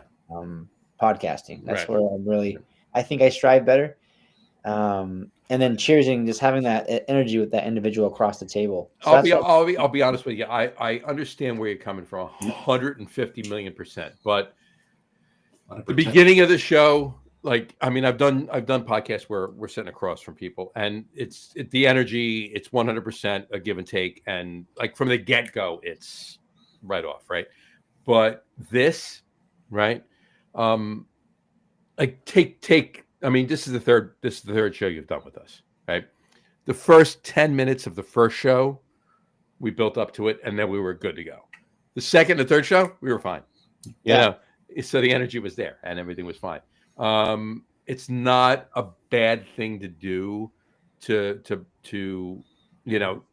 just got to use the right, media and the right format. But put it on YouTube. It's just amazing. It just opens you up to, and I'm not even talking about me and Dave. That's irrelevant. It just opens you up to a lot more. You can get a lot more. You could do a lot more shows and have a lot more people, like the guys from Carlsberg. You want more cookies? Yeah, that'd be cool. Can I have a couple more cookies, please? The guys from Carlsberg, they're over in Denmark, right? I mean, just have them on the show. Right. Yeah, that's what I say. It opens up to more geographic options. Way more. I've thought about it. So that's where I'm kind of in this, again, standstill is the best word for it. And not that I've lost my drive, but I've misplaced it right now. And you're busy with work, right? I mean, work's been busy, but I'm also focusing on trying to. You're busy making history. I'm busy, well, but I'm also, he literally is, right? Yeah, yeah, and I'm focused on myself. So I'm trying to do a lot of self-care. Not that it sounds really like today's day or hippy dippy, but It's I'm really- January. it's January. Oh, January. Yeah. There you go. Tesla. Tesla's decided that. But I've just been focusing on me, and so I think right now in my life, my home life is fantastic, and my home life balance is great. And That's good. That's cool. so, but whatever you focus on and you make considerable action towards, you get a lot back. And so, not that I've taken away from, I think my podcast has been taking kind of a backseat while I'm focusing on trying to develop like Fonio beers and new beers at Ketos, and writing the tailwinds on a gold medal, and then my home life. So when I'm at work, I'm at work, but when I'm at home, You're home. my wife, my cats, and me. I've been doing a lot of. I get up at 4 a.m, do a lot of breathing and exercise and yoga. I recommend yoga for anyone. It's not about flexibility, about mind and body. As long as it's not about flexibility, because I lost my flexibility about 20 years ago. So. But I'm digging the banner behind you there. Yeah. It's funny because it's moon phase, but there's 7 moon phases there, and the way the guys see it is like we're using the moon phases as chakras. What are we doing here? Yeah, so they're trying to do chakras, and then around it is you see the sun around them, right? So yeah. So you got the aura going, the chakras going. That's yeah. I was paying attention to that. That's really kind of cool. This is the room I'm in is our office, but also happens to be no cats are allowed actually. So apparently Tesla did not get the message. No. But it's our office and yoga space, so we've been using it a lot. And I think my wife and I in the wintertime in Utah, I needed the sun, so I think I hibernate in the winter. So it's kind of a multiple facet. David's avoiding the world and trying to hyper focus on what's important to him right now. That's pretty awesome. That's pretty awesome. But What's the temperature in Utah right now? This morning was 17 degrees, and this afternoon it jumped up to 34 degrees. It's colder here. New Jersey was 19. I would hate it there. It was 19 today. Here, and I'm 4 blocks from the beach. Okay. Oh, It was 12 degrees this morning with I think the wind chill was -6 this morning, and it jumped up to 18. Yeah, so I can't do that. Anything north of Salt Lake if you do the longitude and latitudes, like I told my wife, nothing north of Salt Lake ever. And we're generally warmer here. I'm 4 blocks from the beach. We're generally warmer here because of the ocean. The ocean, like if you go a mile west of me, it's colder, or it's colder in the winter and warmer in the summer. Like it balances out. The ocean kind of keeps it a little bit more regulated, but not much. But I think you said that backwards. It's a little cooler by the beach in the summer and warmer in the winter. No, that's what I'm saying. I was saying west. Oh, west. Okay. West is cooler. West is cooler colder in the winter and warmer in the summer. Well, we're getting this Arctic blast from the north, and it's dipped very, very south into the U.S. My son, who lives in Columbia, South Carolina, calls me today. He's like, "Father, I think it's the apocalypse." Like, what are you talking about? Because there's this white stuff coming out of the air. What is this? How do I deal? Now, he grew up in New Jersey, so he's just kidding. He's full of shit. He's busting. Well, he's my kid. Of course, he's full of shit. It came from Canada. Canada sent this down, and this is Canada's revenge for Trump trying to annex them. It's just a joke. I know. I know it's not a political thing, but I think that's what's going on. They sent this down like, okay, you want to have Canada part of you? Yeah. Here you go. This is have some snow. Here's Canada. Hey, New Orleans, this is Canada, because it was cold in New Orleans when we left. It was 23 degrees when we woke up. There was an Arctic blast that came all the way down. It was ridiculous. It really was. So when it comes to the cold, I'm a wuss, so I wouldn't survive. What you guys are dealing with? No. Oh, I've got plenty of padding and the insulation going, so I'm good in the cold. Yeah. Just see we circle back now, right? This is anybody out there, the Gen Zers that just want to drink lighter beers and don't want those calories. This is where those calories help you. It's called insulation. Exactly. No, but go for it. And we have six pack abs. We just have protective coating over. You have a six pack. I know you don't, but you may call yourself six packs. I have a keg. All right. All right. I'll do myself a solid. It's not a half; it's a sixtel, but it's still a keg.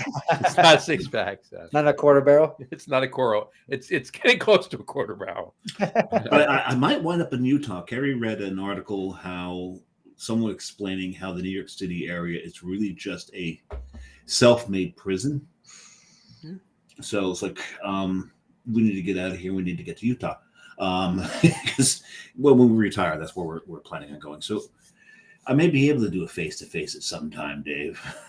Hey, I'm definitely getting out there. Justin and I are definitely coming out that way at some point soon, within the next year or so. We're going anytime. Out that way, so. Anytime you guys in this neck of the woods, let me know. I mean, anytime any of your listeners. Definitely. We'll put that out there too. But I got to get out to Denver again at some point this year, and if I can swing it, I'll throw a couple 2 or 3 days to. Swing up. Make sure the snow's melted.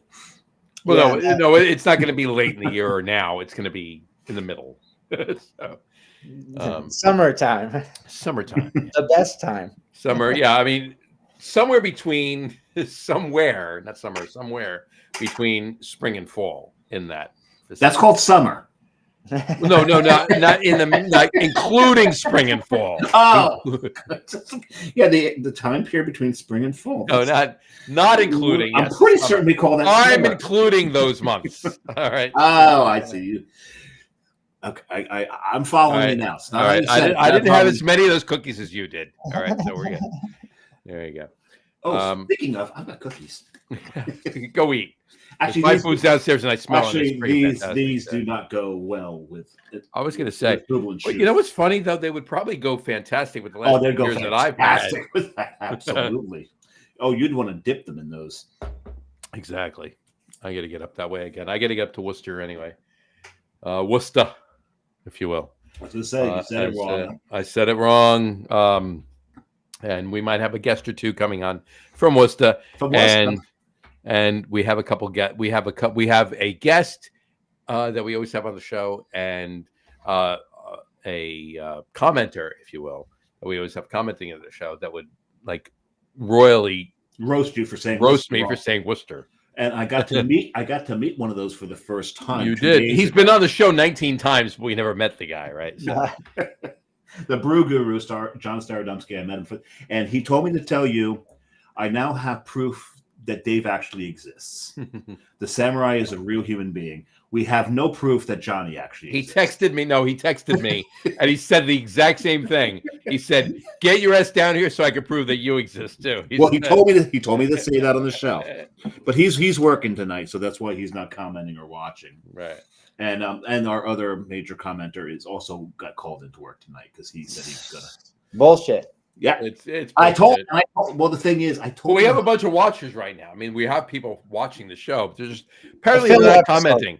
The only commenter we had was Brian. Brian, if you're still watching, make another comment other than something. Let us know you're still there. Let us know you're still there. Well, I told Doug, I'm like, we're having Dave Jimenez on. He's like, screw that, I'm not watching. He did not. No, he didn't. He did not. He's like, well, who's Dave? So I told him, like, oh, he's the head brewer over Keto's, really cool guy. He's like, because when I'm on break, I'll try to, hop on real quick. But yeah, so he's working tonight as well. Not mad, just disappointed. That's it. I'll let Doug know you're disappointed in him. Doug's great. Doug's such a good guy. I mean, yeah, of all of our regular commenters, I'm shocked that Doug is not commenting that, but he's working. So because he's working, that's why he's working. So, but there are others like another Dave. So it'd be three Daves. Camp? Yeah. Camp's not commenting. Camp's not commenting. I bought 2 of your Super Bowl boxes. Throw a comment. Damn you, Camp. So, anyway. Yeah, if you want to get in the Super Bowl, find Dave Campanile and exactly get some boxes. It's a Super Bowl pool, $25, and it benefits the polar bear plunge. Special Olympics, which it benefits the polar bear plunge, which benefits the Special Olympics. There yes. Yeah, money goes. That's where the money goes. So I support him Exactly. every year for that. 100%. And one of these years, I'll do the polar bear plunge again. Yeah, I literally can drive there in 10 minutes where they do it. So Yes, you can. but I never do. So You've never done it? I've never done it.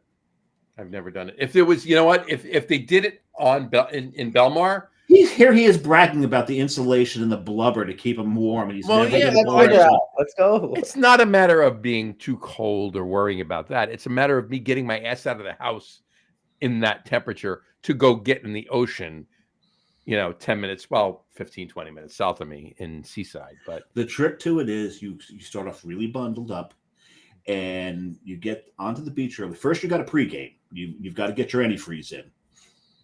Yep, you pregame. mhm. And then when you get to the beach, every 10 minutes, another layer comes off. Mhm. So you just acclimate. And then when they blow the horn and you go, you just tear into the surf. You just don't think about it. You go. And when I'll- you get too cold, you turn around and walk out.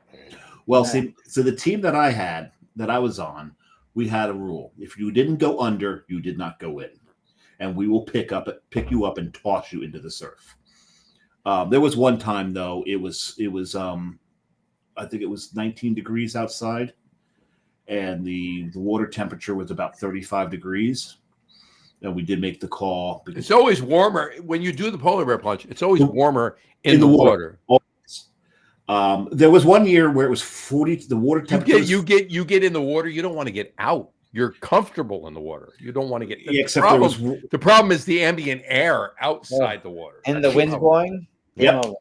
Well, there was one year it was 42 degrees air temperature, 40 degrees water temperature. That was the worst year, actually. Yeah. That hurt.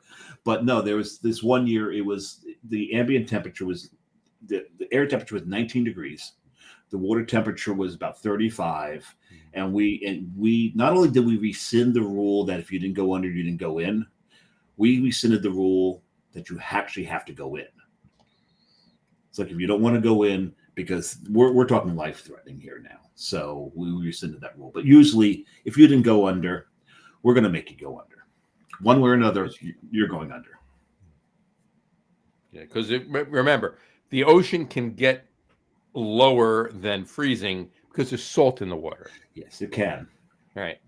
It hasn't happened yet that I've known of during the plunge. Like, yeah, I close. defy somebody to show me, and I'm sure there is somebody out there. I'm sure there's something out there somewhere. I defy somebody to show me a saltwater ocean frozen. Right. So You get ice in the froth. But In the that's froth. just along the froth. right, exactly. They call that rime, I believe.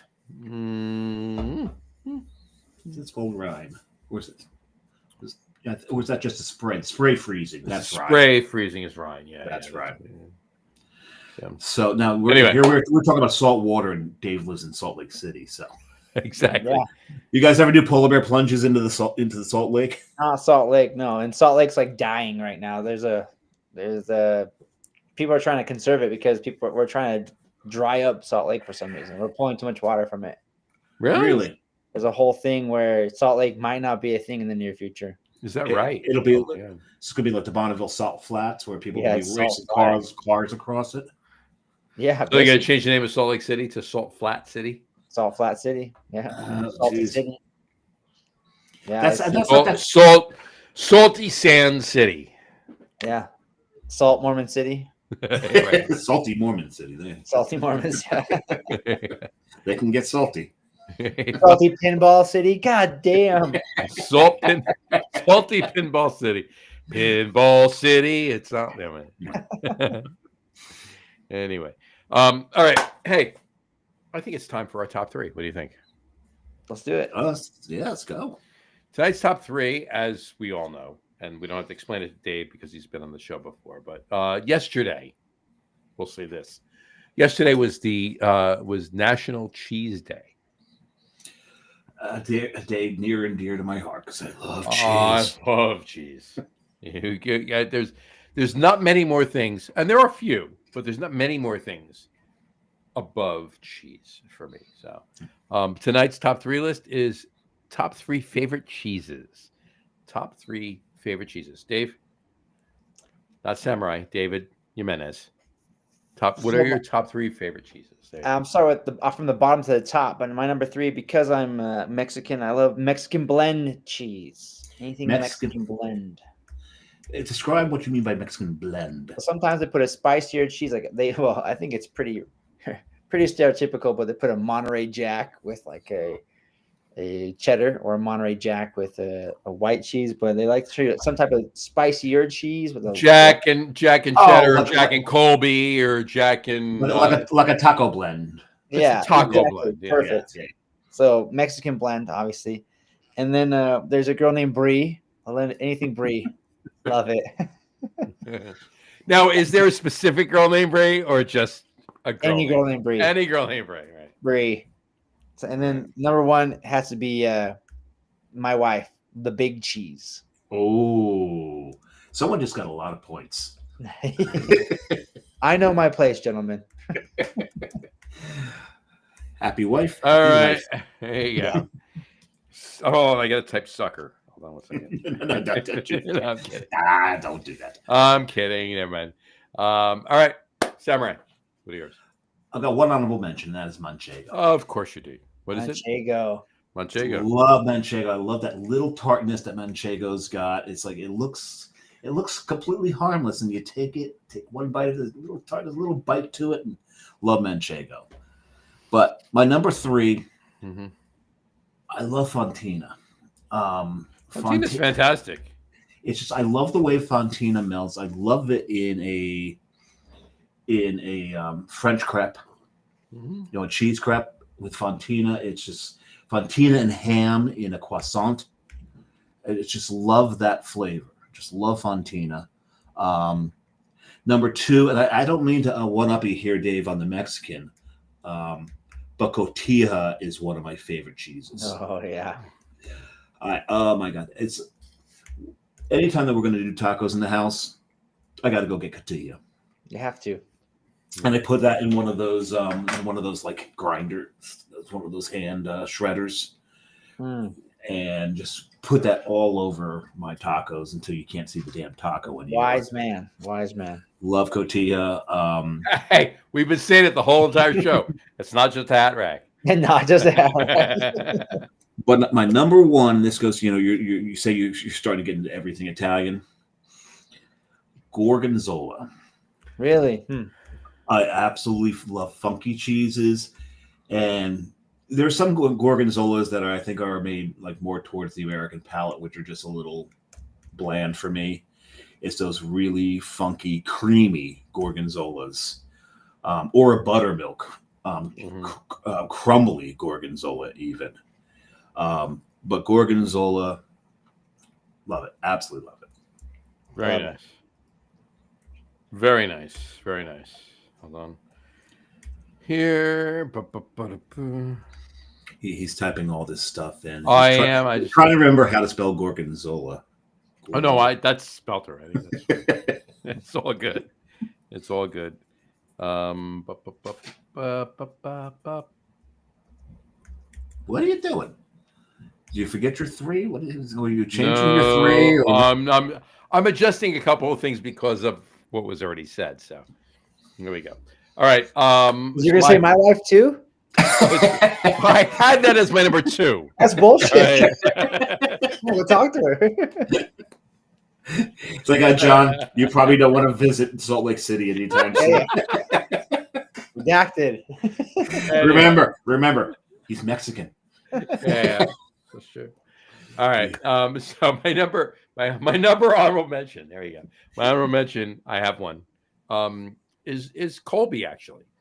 It's a good dude. Yeah. Colby itself. I mean, and it can be anything. It can be a Colby added to cheddar. Now, don't get me wrong. I mean, these are my top 3, right? And I'm using Colby as an honorable mention. I love Swiss. I love cheddar. They're amazing cheeses. But these, we're going with our top 3, right? Things I have the most of, things I gravitate towards, so forth and so on, right? My number 3, Roquefort. Roquefort, really? Roquefort. So you went with a mold cheese. Moldy cheese, right? Not blue cheese, Roquefort, right? Right. But Gorgonzola is not a blue cheese. Gorgonzola's not a blue cheese. Roquefort's not a blue cheese. It's a moldy cheese like your Gorgonzola, but right. I remember once years ago, I had one of the best steaks I've ever had. Was not now, granted, I've had many steaks, right? But one of the best steaks I've ever had was actually a steak. It was smothered in a Roquefort. I mean, there was other things with it, right? It wasn't just Roquefort dressing or Roquefort cheese. There was other things mixed in with it. It escapes me right now, but it was like the Roquefort and the steak was amazing. So Roquefort's my number 3. My number 2, ricotta. Which, interestingly enough, my son, who I just went on this road trip with, has a black cat as well named Ricotta. Ricotta. There you go. Or as some Brooklyn Italians will say, Ragot. Ragot. That's Ragot. That's Ragot. Right. Yes, that Italian cottage cheese, if you will, right? Yeah. All right. Italian curdled milk. Yes. Pretty much, yeah. And I use that in a lot of things that I cook. I make between my lasagna that I make every Thanksgiving and Christmas, my cheesecake. I make a ricotta cheesecake. I make a cream cheese cheesecake. So yeah, His Rubens. My Rubens. Yes, there you go. But he doesn't put it in Rubens. Kidding. Yes, not at all. But my number 1, and you would think that I would say if I'm heading that direction, and any Italian food that I make, I would say mozzarella, right? You can go burrata instead. No. All of them are above Colby and Roquefort and Ragot. Smoked mozzarella. Smoked mozzarella. That's my number 1. I like smoked Gouda a little better. I love smoked Gouda. It's amazing, and I've had plenty of other styles of smoked cheeses, but smoked mozzarella is definitely my favorite cheese. 100%. There you go. Well done, boys. As Michael Imperioli, as Christopher Moltisanti in The Sopranos used to say, his favorite sandwich. Right? No, I don't say that, by the way.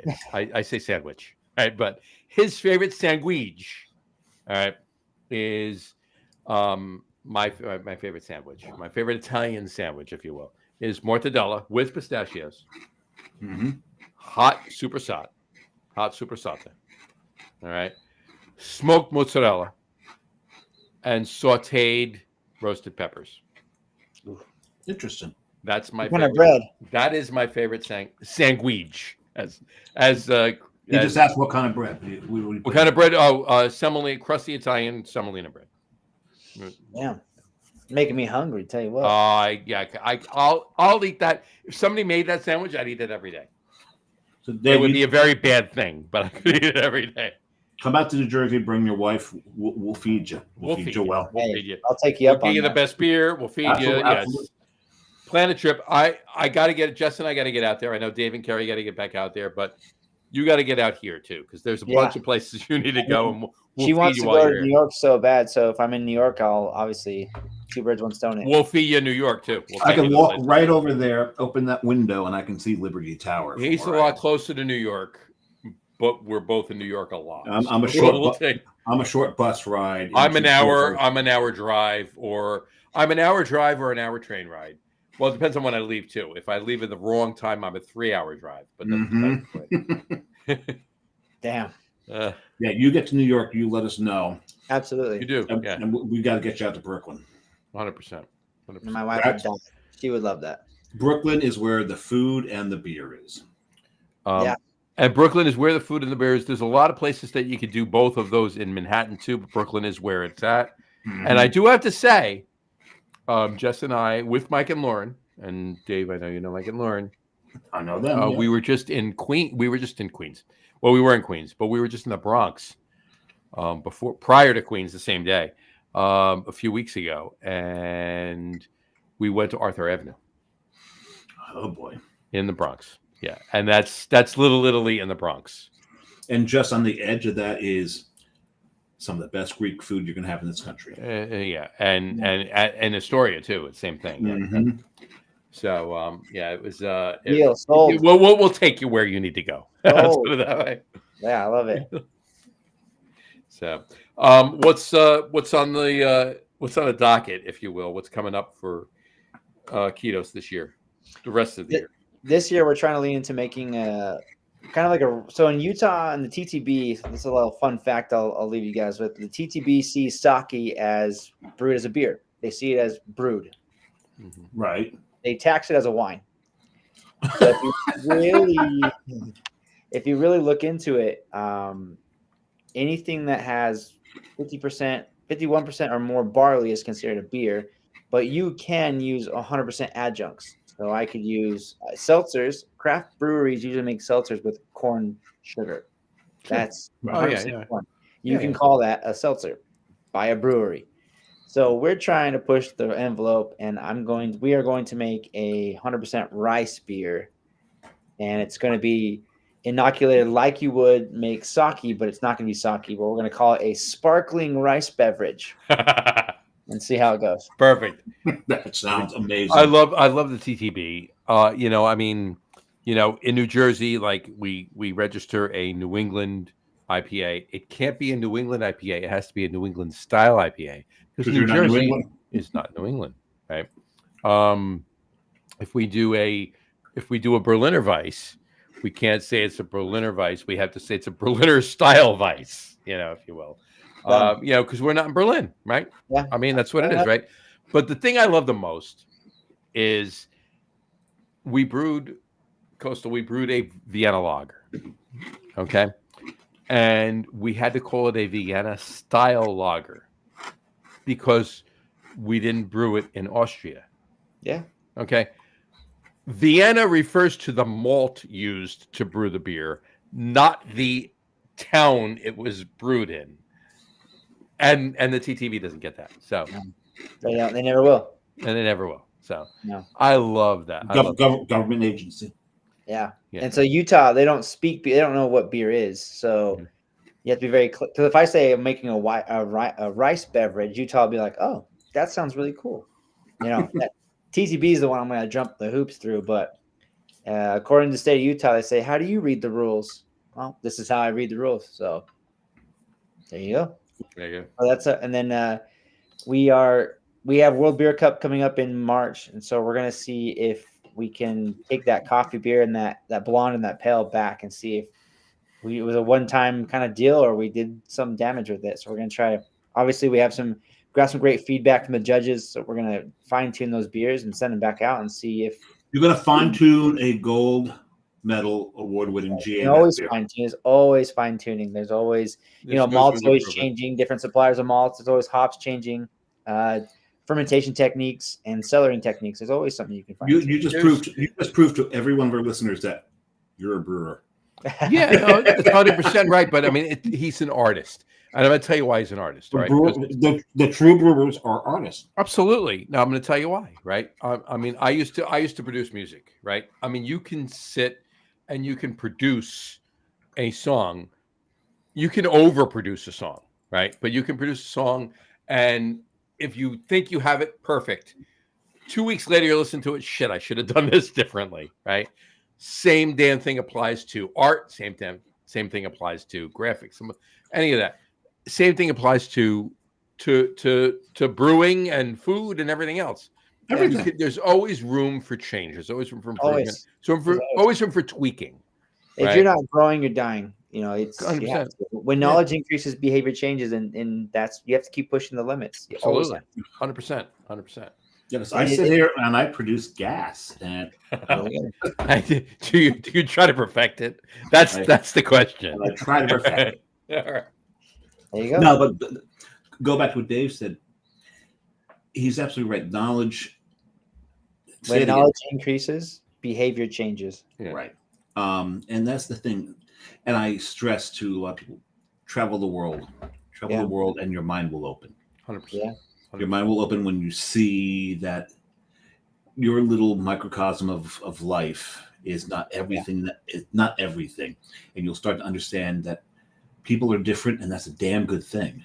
Yeah, if everyone was like me, it'd be so boring. Gorgeous, but boring. I can't argue with that. There's not a lot of room for arguing. No. Yeah, I get you guys. Yeah, life is beautiful, and it's Quito's. As long as I'm there, for as long as I'm going to be there, I'm going to try to push that mash press into the dirt and keep trying things that. I mean, I would love one point. I want to put squash or different fruits in that mash press and just press them. I can't put them through the pump, but I can press them. That's cool. What you should do is maybe around September, you should put squash in there with a little cinnamon, nutmeg, clove. Please don't, please. I love that. I kid. There you go. And it keeps lights on. And we'll drink. That your is beer, true. That is true. And we'll drink your beer on that one show that John makes me do every damn year. I know. Actually, at this point, pumpkin beer show. At this point, it's John Starodowski that makes both of us do that. That's true too. He shames us into it. He does. loves these damn things. I'm like, what is wrong with I don't you? like it's Starodowski's here, I'm here, and Dave is here. Yeah, no. Why are you making me drink this? Some of them are okay. You love Warlock, so don't even go lock. You don't even go lock. Don't even go there. You love Warlock. Have another cookie. Thank you. Historically, this thing was anathema, right? It was an enema. An enema. That's probably was an enema. Wow, that'd be. You guys get crazy that time of year. Good for you. I don't know how to follow that. Historically, David's had an enema every October. Pretty much. And that's why you're always down here. Yeah. Because that's the level of the toilet seat. Yeah. Anyway, no, historically, pumpkins were used as a soluble sugar. Because they were out of grain. They didn't have any grain. They didn't have anything else to use. When they brought in their first friggin' crop of barley, they stopped making pumpkin beers. And Buffalo Bill. It was Starbucks. Starbucks started the pumpkin thing. Always been Starbucks. It was Buffalo Bill. It was Buffalo Bill. No, it was Buffalo Bill. Who brought it back, and he wore your skin, and he made you put the lotion on it, and otherwise you get the skin again. Buffalo Bob, not Buffalo Bill. Oh, that was Buffalo Bob. Oh, right. I thought the same thing. Buffalo Bob, not Buffalo Bill. This is historically accurate. But no.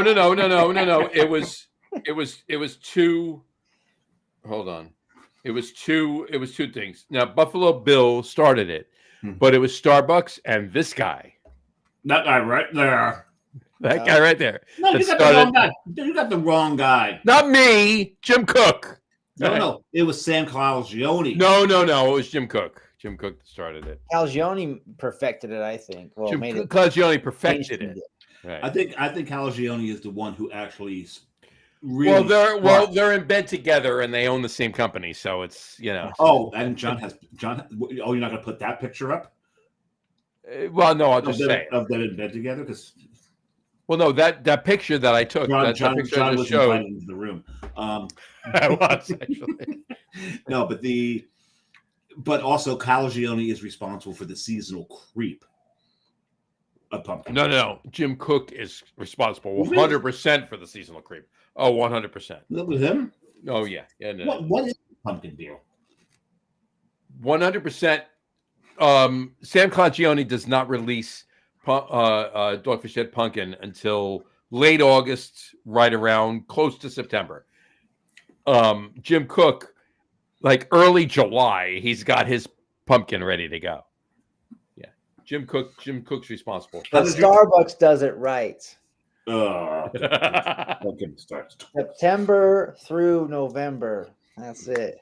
Well, when in another phase of life, and Dave knows this, in another phase of life, when I was running a bar, when I was managing a beer bar, I some of the beers back in the day. Now it doesn't matter anymore. Back in the day, I had to order beer before it was brewed, just so they knew, not for me, but everybody, just so they knew how much they had to brew, right? But I did not tap with different breweries. but I did not tap a pumpkin beer in the bar I was running until Labor Day. I did not there was no pumpkin beer on tap until Labor Day.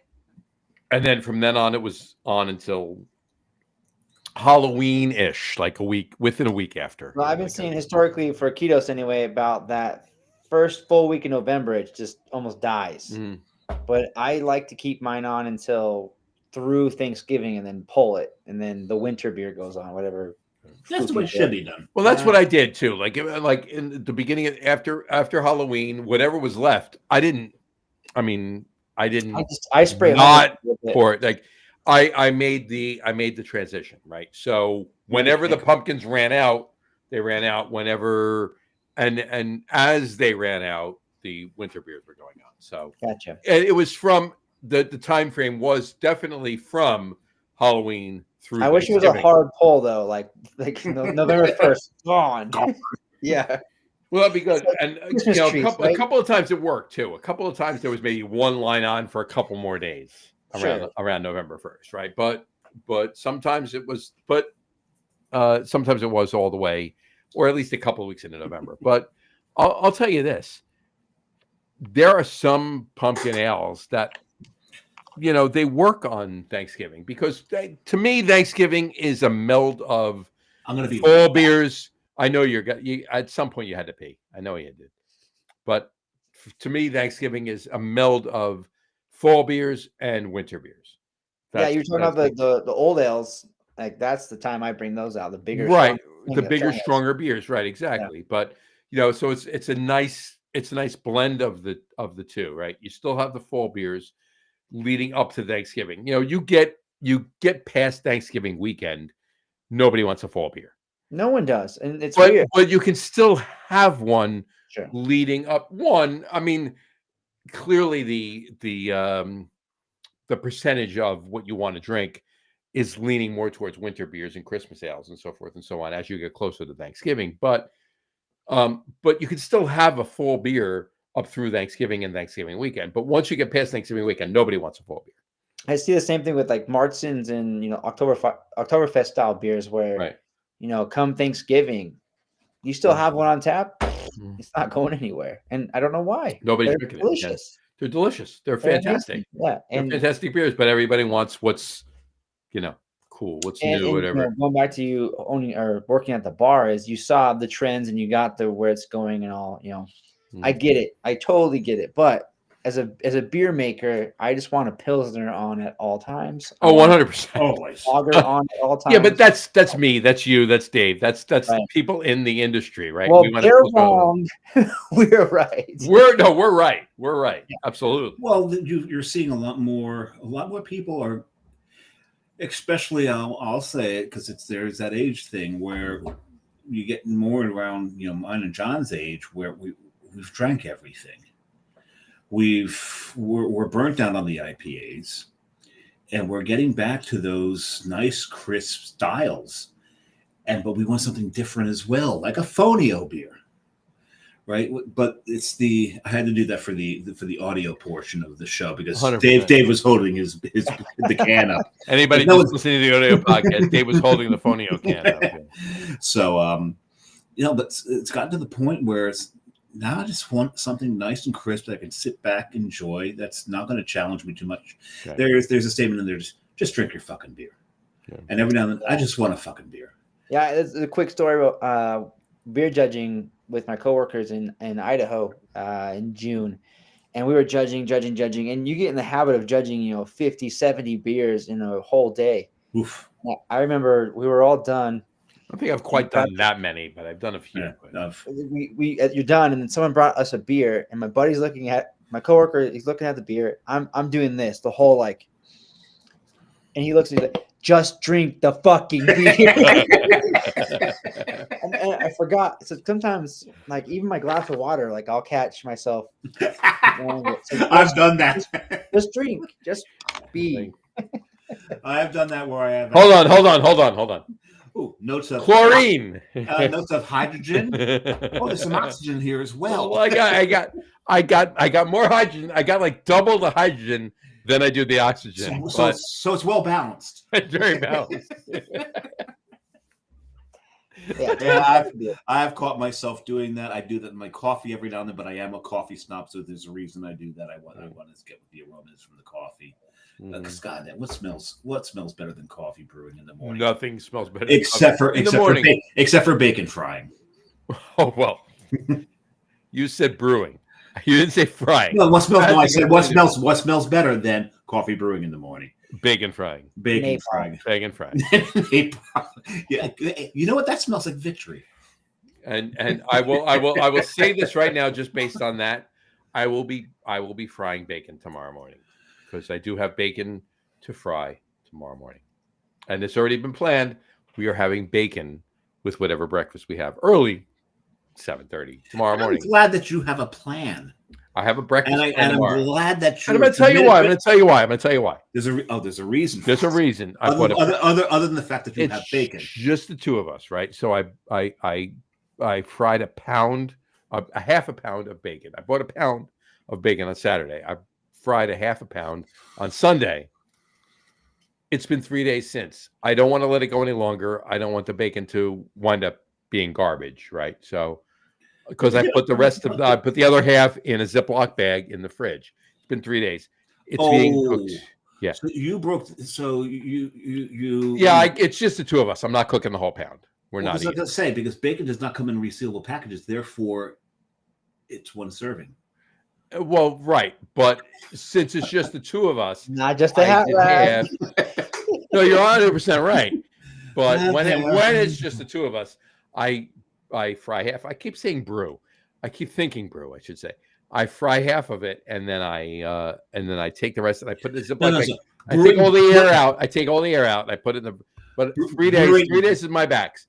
So tomorrow morning, the other half a pound is getting fried. And when you open that Ziploc bag. Oh yeah.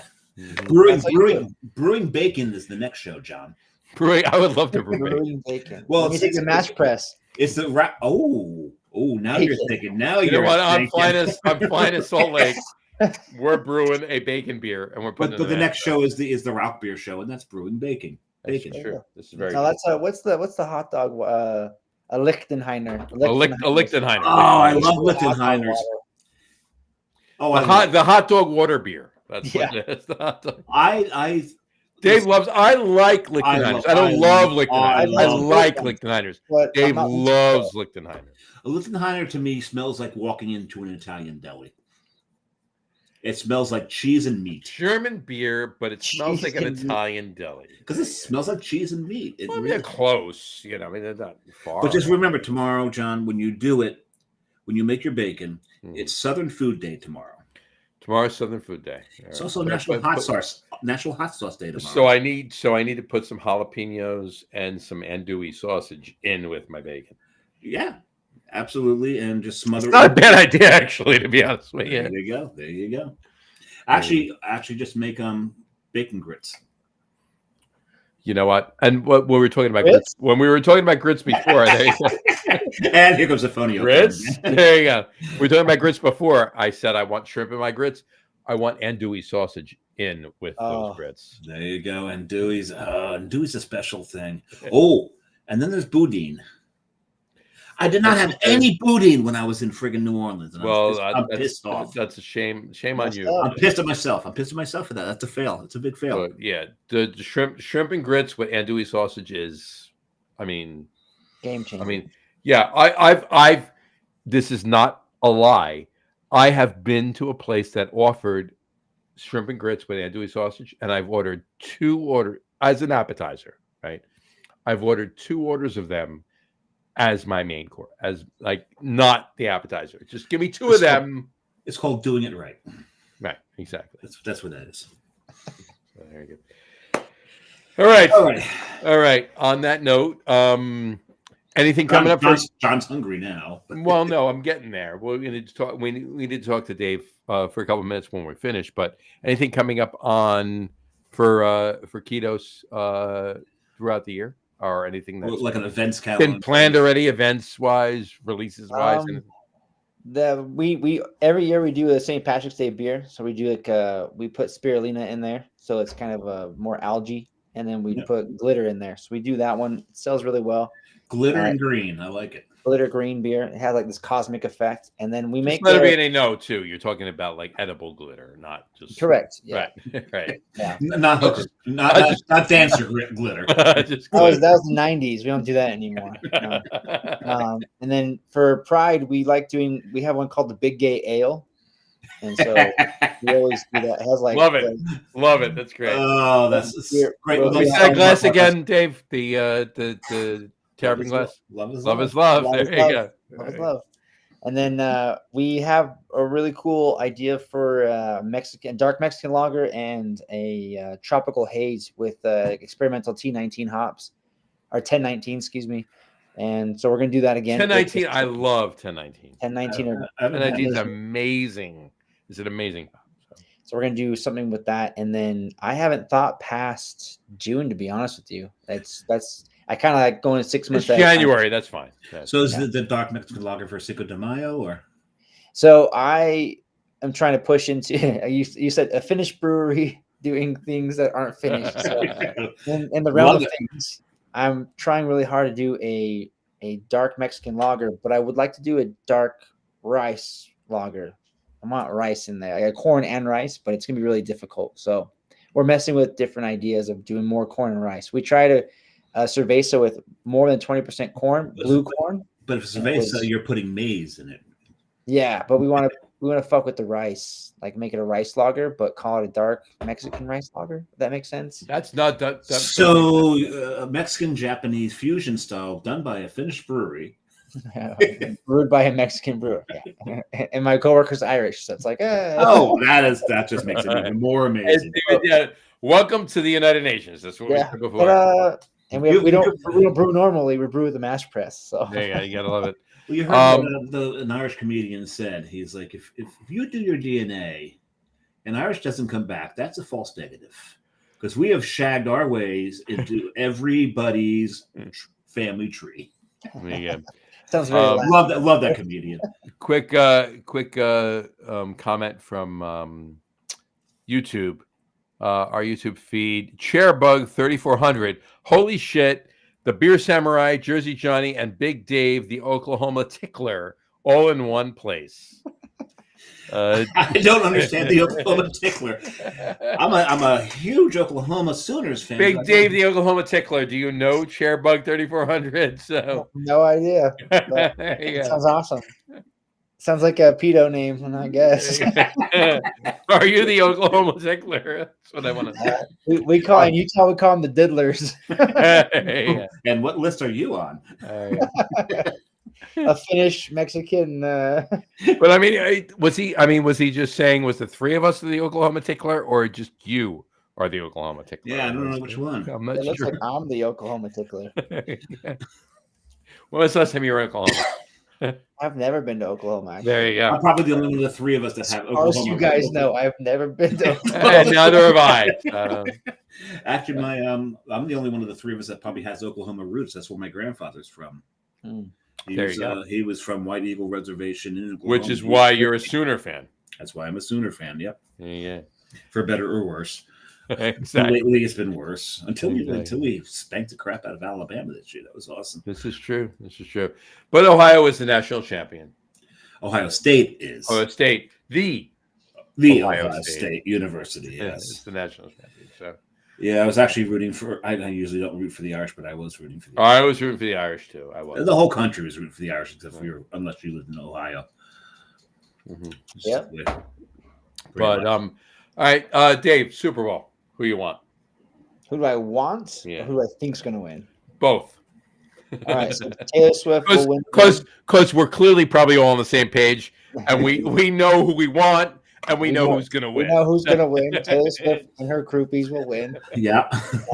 Who I want to win? Man, I'm tied between the Commanders, Redskins, whatever the fuck, and Josh Allen. I want Yeah. Josh Allen. I want Josh Allen. I want Josh Allen. Like, there's either Josh Allen or from Lamar. this point, I mean, Like- up until 2 days ago, I was a Lions fan. They shit the bed. So now I'm a They Josh should have Allen bet fan. hard, but they're a great team. Watching them was great this They year. were. Josh Allen, I think Josh Allen and Lamar should both somehow get one this year, but they can't. I think so. And it was a shame that the Ravens had to go up into the ice and the snow of Buffalo That's tough. because the thing is they broke a trend because 24 years ago under Trent Dilfer, who was 28 years old at the time. Stop. Right? Don't even go there because they beat the Giants in the Super Bowl. I don't even want to hear it. Keep going. Well, put that aside for a second. And then 12 years ago, they won it with Flacco, who was 28 years at the time. Lamar Jackson's 28 years old. So they broke the cycle. So they broke that 12-year, 28-year-old quarterback Now, cycle. I will tell you, I'll give you this, though. If it was 12 years from now and there was 3 quarterbacks that won 3 Super Bowls, yeah, that would be disappointing. But there was only 2. So it's not. It was only. No, my point is any second one can be any year, right? So Lamar Jackson can win next year, or he could have won last year, or he could have won 3 years. I hope he gets one. That guy is a great, him. I think they look great. He's a great athlete. I didn't. I got to be honest with you. Since the Giants lost to the Ravens in Super Bowl 35, I have not been the biggest Ravens fan by any means, right? But this team. But I didn't love Lamar Jackson. I appreciated, I respected Lamar Jackson, but until he said over the last couple of days what he said about Josh Allen and the Bills, I respect the man now. So I think he's grown up a lot. I mean, yeah, he he used to has. be that Michael Vick quarterback where he couldn't throw. Now he can throw, and he's playing the game better. And then them and Derrick Henry, like, holy shit, what a combo! It's crazy. Yeah, exactly. It's a great team, and they just ran up against Winter. Yeah. Daniels at the Commanders, like that rookie's having a year and a half, and it's fun to watch. And it's fun to watch. It's not fun to watch if, as a Giants fan, you wanted them to trade up and draft Jaden Daniels. Then it's not fun to watch. Okay. Oh, put it. Giants fan, like it's like could be worse. It could be a Cowboys fan. Yeah, I'm good. I'm good. I love it. We've been in 3 Super Bowls and won 2 of them since the Cowboys have been there. So I'm good. But I want to see Daniel win the Rookie of the Year. I think Lamar deserves MVP, and I want to see Josh win the Super Bowl. Win the Super Bowl, MVP of the Super Bowl. That's what I want to say. And MVP of the Super Bowl. And then everyone's happy. And and the Chiefs get nothing. That's I like 3, 4, 5 years ago. I actually liked the Chiefs. I did. Okay. And as a Mets fan, I like Patrick Mahomes because his father pitched for the Mets. Right. Yeah. I'm done with this Chiefs bullshit. Because of the refs. Right. The preferential treatment that you see from the refs is just been blatant and disgusting lately. And if anybody wants to hear more on my take and other takes on the Chiefs, tomorrow at 5:30 p.m. Eastern Time, 3:30 p.m. 3:30 p.m. Mountain Time. The Get On With It Sports podcast. Yes. Yeah, because the Anna Chaser podcast is being pushed back because Bet has another fucking meeting. 7 o'clock, 7:15, somewhere around there. The Anna Chaser podcast will be on. And the last time he did this, I got to do this. I got to get off real quick because I got this, and this, and we had to push back because he wouldn't stop talking. This is a meeting that has to happen at the time it has to happen. So this will happen. Okay. Pain in the ass. Anyway, so Dave, who do you? I'm assuming you want the Bills. Bills. You realize the Chiefs are going to win. Yeah, Chiefs will win. Taylor Swift will win. I like Andy Reid, but again, same thing. Like I'm over the Chiefs. They were great. Yeah, I mean, I don't dislike any member. I don't dislike Andy Reid. I don't dislike Patrick Mahomes. I don't dislike Travis Kelce. I don't dislike the Chiefs. I'm over it. Let's go. I've seen too much red. Let's get some. Let's get Buffalo in there. Let's get Buffalo in there. Buffalo. And here's the thing. Enough insurance. If the Eagles win, here's the weird thing. If the Bills do beat the Chiefs next week, which we know is never going to happen because the refs are going to make sure that doesn't happen. Yeah. But if the Bills somehow beat the Chiefs next week and go to the Super Bowl, and the Eagles beat the Commanders and go to the Super Bowl, the Eagles are the only NFC East team that the Bills have not beaten and that the Bills have not lost to or beaten, either or. Not played in the Played. Super I was Bowl. going to say, if you can't lost to, okay. They've not played in the Super Bowl. Lost to the Giants, lost to the Redskins, Commanders, lost to Dallas twice. So, If the Eagles get in, God, just I hate- why? does Philadelphia- Saquon get a Super Bowl? I like Saquon. I love love Saquon. I hate Joe Shane, but don't even get me on that. It's all good. That's tomorrow night, 5:30 6:30 p.m. Eastern time. 5:30 p.m. Eastern time. Get on with the Sports Podcast. You'll hear how I feel about Joe Shane and Saquon and the whole Super Bowl thing. So, anyway, enough of that. Yeah, well, we'll see what happens, but in any event, It'll be fun. yeah, I think the three of us are like-minded. We want the Bills. We know the Chiefs are going to win. Right. There you go. The Chiefs will. I actually kind of think it might be Josh's year. I hope so. We I all hope hope. it is. America hopes so. I hope it is. And I think, Dave, I think you're 100% samurai. And well, all three of us. I think you're right. Lamar, MVP. Daniel. Rookie of the year. Jane Daniels, Rookie of the Year. And Josh Allen wins the Super Bowl and Super Bowl MVP. That would be That's what I want to see. perfect. That's what I That would wanna be see. perfect. That would end the season. Which means it's not going to happen. No, On the high. if Hamlin returns 2 interceptions for touchdowns, the safety for the Bills, Super Bowl MVP, that would be perfect. That was the one thing. Yeah, DeMar Hamlin, yeah, 100%. 100%. Yeah. That was the thing in the game before. Because he forced that fumble Yeah. forced the fumble. Yeah. He did, but there was the game before 2 weeks ago that he was in where Hamlin got the interception. That Yeah. wasn't really an interception because it did touch the ground. Mm-hmm. All the Buffalo fandom wanted that to be an interception.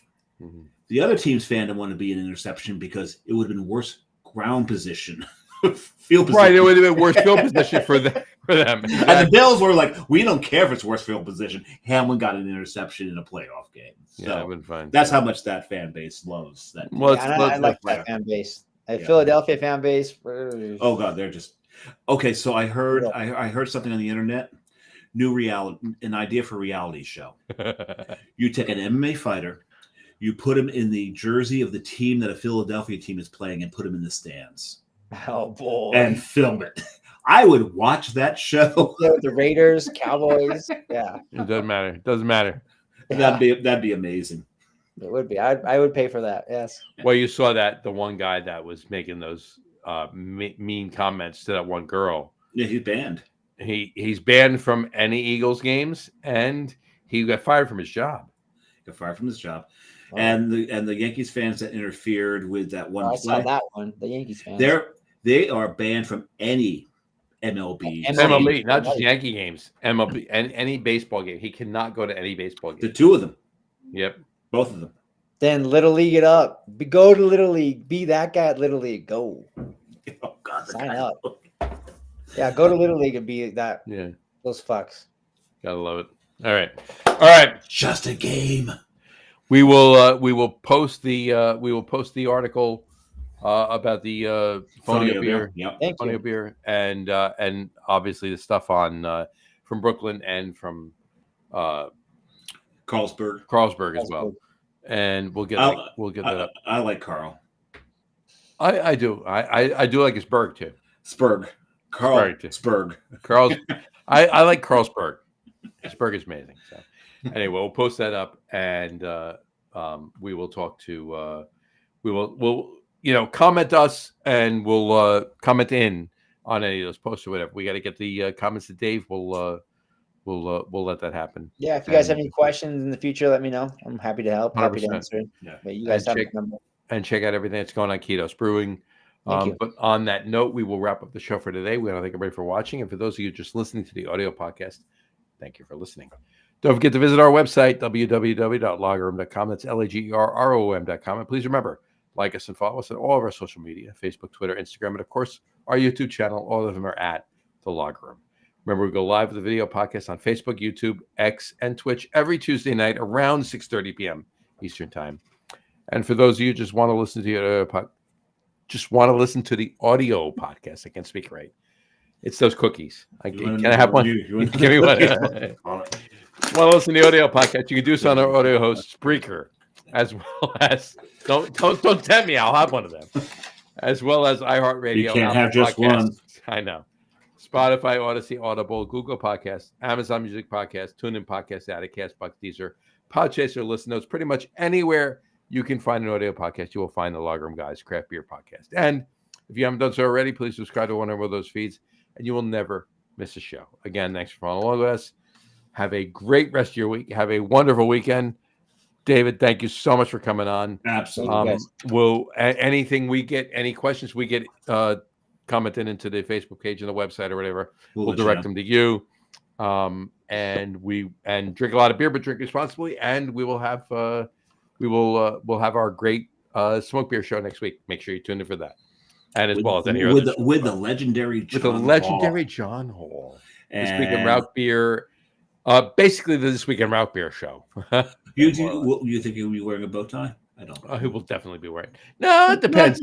No, he If hasn't. he, He hasn't if he worn one worked, yet. if he worked from home that day, he will not be wearing a bow tie. If he worked out of the house that day, he will be wearing. Alrighty then. That's my guess. So what we'll do is, if he's not wearing a bow tie, I'll say we'll ask him, "Did you work outside today?" "No, I worked home today." There you go. Well, then we know. There you go. But anyway, Dave, thanks so much for coming on. We appreciate it Thank so you. much. And I just and checked. everything you're There doing are out no there. Buc-ee's in Utah. No, the closest one's in Colorado. Trust me, I know. That one. He's actually looked for it. There you go. It's South Colorado. Yeah. Yeah, it's in. No, there's one in Berthoud, Oh shit. They're growing up. and There you there's, go. there's one in Wyoming in Pinedale. There you go. Yeah. Yeah. I've got the We map. Salt Lake. Ooh. Oh, there you go. But you know what? If there's one in Wyoming, there's coming to Salt Lake soon. Oh yeah. There is a rumor that there might be one in South Jersey soon. I'm hoping. I wouldn't go anywhere near that for like 6 months, maybe a year. Or within the first couple of days, yes, and then after that, 6 months. And my son, I had to yell at my son because we had 2 Buc-ee's on this trip. The first one, he told me about the jerky wall. He failed to mention that there is a jerky counter. There you go. So the second one, we get the jerky counter. That's where the fresh stuff is. There you go. All right. Anyway, all right. Drink a lot of beer, but drink responsibly, and we will talk to you next week, folks. Take care. Cheers. Salud. Eat a lot of Buc-ee's. Eat a lot of Buc-ee's. But eat it responsibly. There you go.